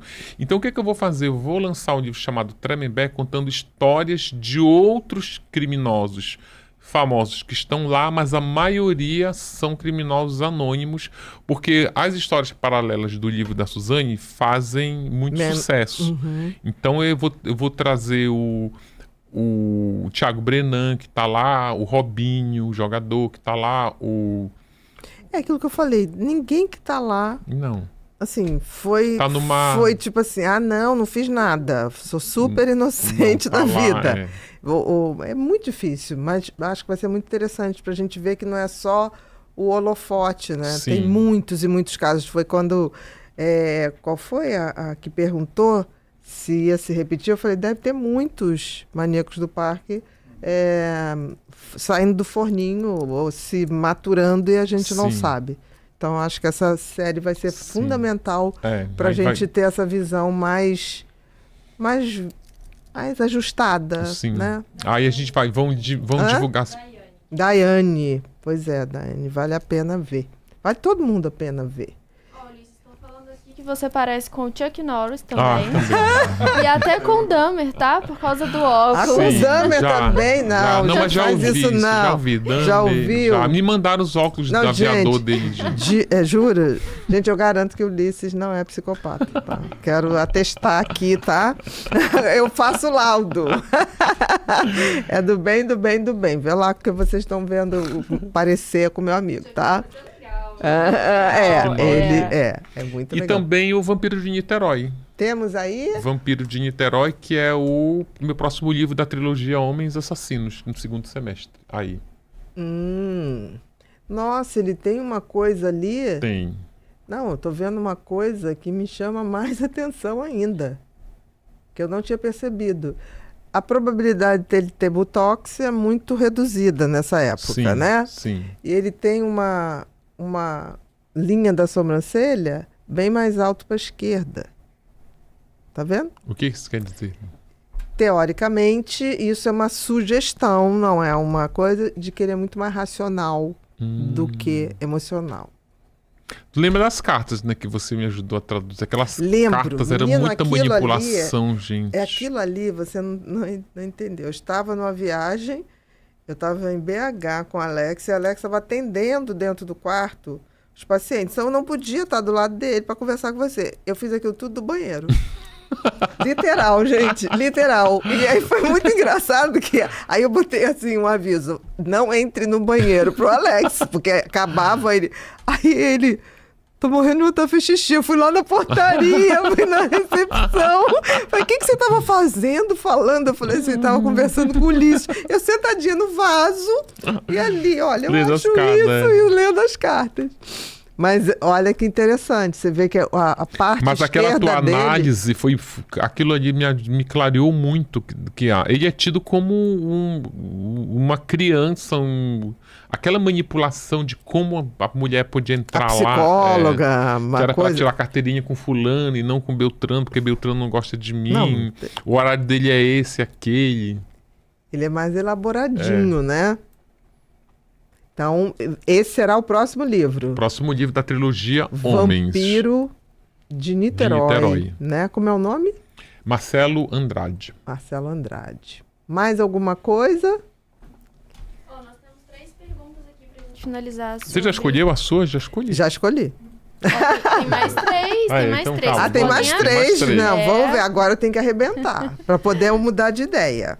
Daniel Pereira. Ulisses, você acha que ele deixava esses vestígios dos crimes, como o cheque da Isadora, como uma maneira de chegar até ele e a mídia, e dessa forma levar a fama?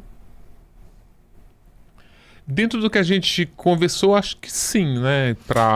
Porque Ele tinha aquilo que no diário encontrado assim, eu a quero coisa ser do famoso, game, a coisa do game. nem que seja nas páginas policiais. Eu acho que tem as duas coisas. Eu acho que ele botava, porque ele tinha uma coisa de que ele era tão maravilhoso, tão inteligente, tão manipulador, que ele conseguiria não ser pego. Eu acho que tinha uma coisa, senão ele não fugia. Se ele quisesse tanto ser pego, ele não fugia. Né? Agora, eu acho que tem uma coisa que é enganar o policial. Todo serial killer adora brincar de gato e rato. Sabe? Essa coisa de tipo assim, tanto que provavelmente ele acompanhava as manchetes. Sim. Eles gostam disso, é como se isso fosse como eu sou bom. Olha lá, o ridículo acreditou em mim, não acreditou no pai da menina. Literalmente. Ele não andou tão escondido assim, não, porque ele arrumou uma namorada, ele fez um tour pela América do Sul, foi Uruguai, Paraguai, Argentina. Mas isso também cria uma fama. Eu acho que ele quis fazer uma história como. Sim. Como é o nome do rapaz? Daniel. Daniel Pereira. O Daniel sacou muito isso. O serial killer, ele gosta do game da assinatura. Sim. Então, eu acho que quando ele fugiu, ainda tem que criar alguma coisa mais emocionante. Para quando eu for tem alguma coisa eu a ver... ter mais quase o filme pronto. Sim. Entendeu? Tem alguma coisa a ver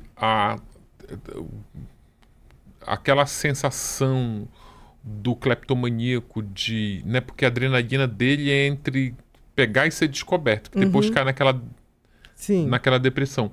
Tem alguma coisa a ver, algum sentimento parecido entre o sentimento que o cleptomaníaco sente na hora que ele está roubando, furtando, é o mesmo que o maníaco sente quando ele entra no DHPP, agora eu posso ser preso e vou correr esse risco? Não é, porque assim, é algo diferente.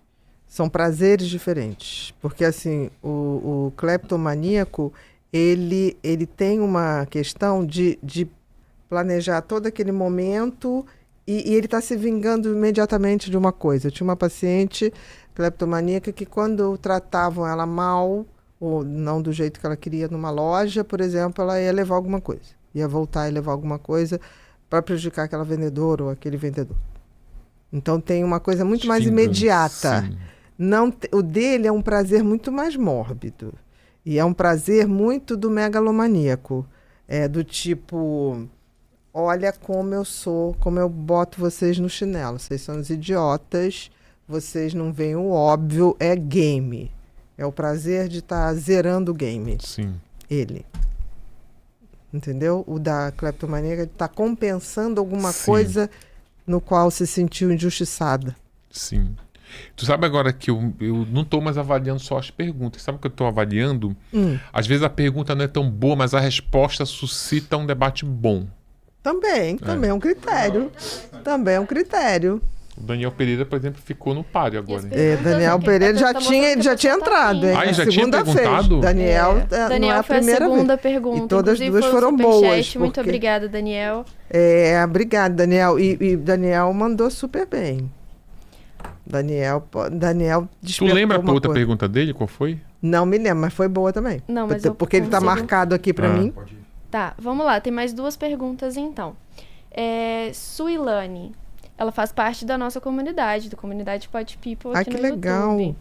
Ulisses, como você conseguiu escrever O Maníaco do Parque e manter o equilíbrio psicológico, dado o conteúdo perturbador e a complexidade do perfil de Francisco? A gente não estava gravando ainda quando a gente começou, né? Não, então, é como a Bia falou, cria uma casca. Já vou resumir assim, cria uma casca. Até porque o Ulisses sempre foi um jornalista investigativo. Sim. Então, assim, nunca você investigou coisas simples. Sempre. E eu acho que você é um dos caras que mais consegue separar isso. Eu separo. Eu guardo as minhas emoções... Para outros lugares mais atraentes. Na verdade, eu vivo as minhas emoções. Eu não pego a emoção dos outros. Eu não vivo a emoção das pessoas. E vou criando uma casca. Mas é necessário. A gente até falou que você tem, por exemplo, cirurgião geral. Chega uma hora que ele está operando ouvindo música, Sim. falando do Flamengo, e as pessoas ficam chocadíssimas com isso, mas isso é uma maneira de você não colocar tensão no bisturi, porque senão você pode falhar muito mais fácil, né? Eu que acordei no meio de uma endoscopia com as mulheres lá falando de novela. E eu fui reclamar pro médico, o médico, não, tu queria que elas falassem do quê? Fizesse um carinho, né? Gente, os papos de centro cirúrgico são muito banais, assim, e isso é uma maneira de distensionar aquele ambiente. Não tem como. Senão aí a pessoa não faz, no outro dia não vem trabalhar. Não, fica numa tensão. Você imagina UTI de bebês. É dolorosíssimo. Ou a pessoa cria uma casca ali, ou ela vai sofrer demais. Agora, essa casca não quer dizer que a pessoa fique insensível, não, né? tanto que você mesmo fala. Quantas vezes você... Mas por que isso? Como fez aquilo? Você não perde a capacidade de se espantar. Sim. Mas você aprende a criar uma coisa investigativa, né? Você está ali para revelar. Tanto não é indiferente que você bate muito nessa coisa da pesquisa para a gente poder prevenir, né? Quando eu trabalhava em Belém, eu lembro que eu fui fazer uma matéria sobre uma enchente, e era assim, eu fiquei com... Eu era bem iniciozinho de carreira, eu tinha tipo 20 anos.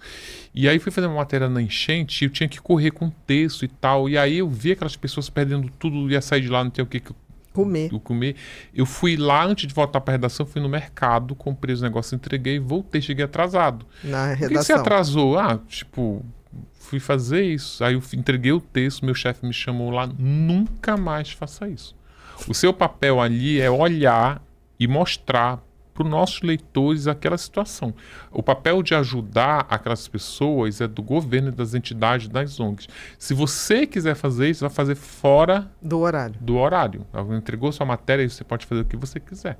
Agora, se você começar a interferir na realidade, aí você tá já... Você deixa de ser um jornalista. Sim. Né? Verdade é levei isso, tanto que eu lembrei agora que eu levei para a vida isso. E eu aprendi com uma chefe na revista Veja, Thaís Oyama, quando eu fiz a primeira matéria da Suzane, eu escrevi lá não sei o que, era na época, nem lembro que matéria era.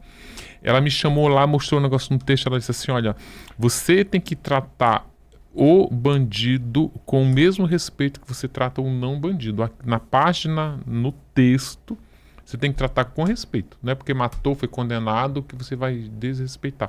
Aí eu acho que eu vou juntando tudo. Sim, esses ensinamentos. Né? Senão você acaba distorcendo a tua carreira, né? Que você tem que relatar mesmo. Se eu ficar muito espantado e dizer, nossa, estarrecido, isso resvala no texto. Não pode. Com certeza. Não pode. Tem que ser.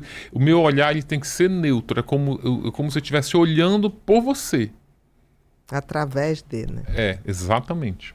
Perfeito. A outra pergunta do Daniel que vocês perguntaram, ele perguntou por que ele escolhia atuar no Parque do Estado. Vocês já responderam, mas só para lembrar. Eu lembrei. E a última pergunta, então, pra gente finalizar, é da Ellen Knupp. Ulisses, dos 4 assassinos que protagonizaram seus livros, quais deles possuem a história de vida mais perturbadora, na sua opinião? O do maníaco. Apesar de que da Elisa até hoje, foi bem, né? Até hoje, concordo. Eu acho que é do maníaco. Porque tem um sobrenatural, tem a feitiçaria, eu acho que ele é um elemento mais...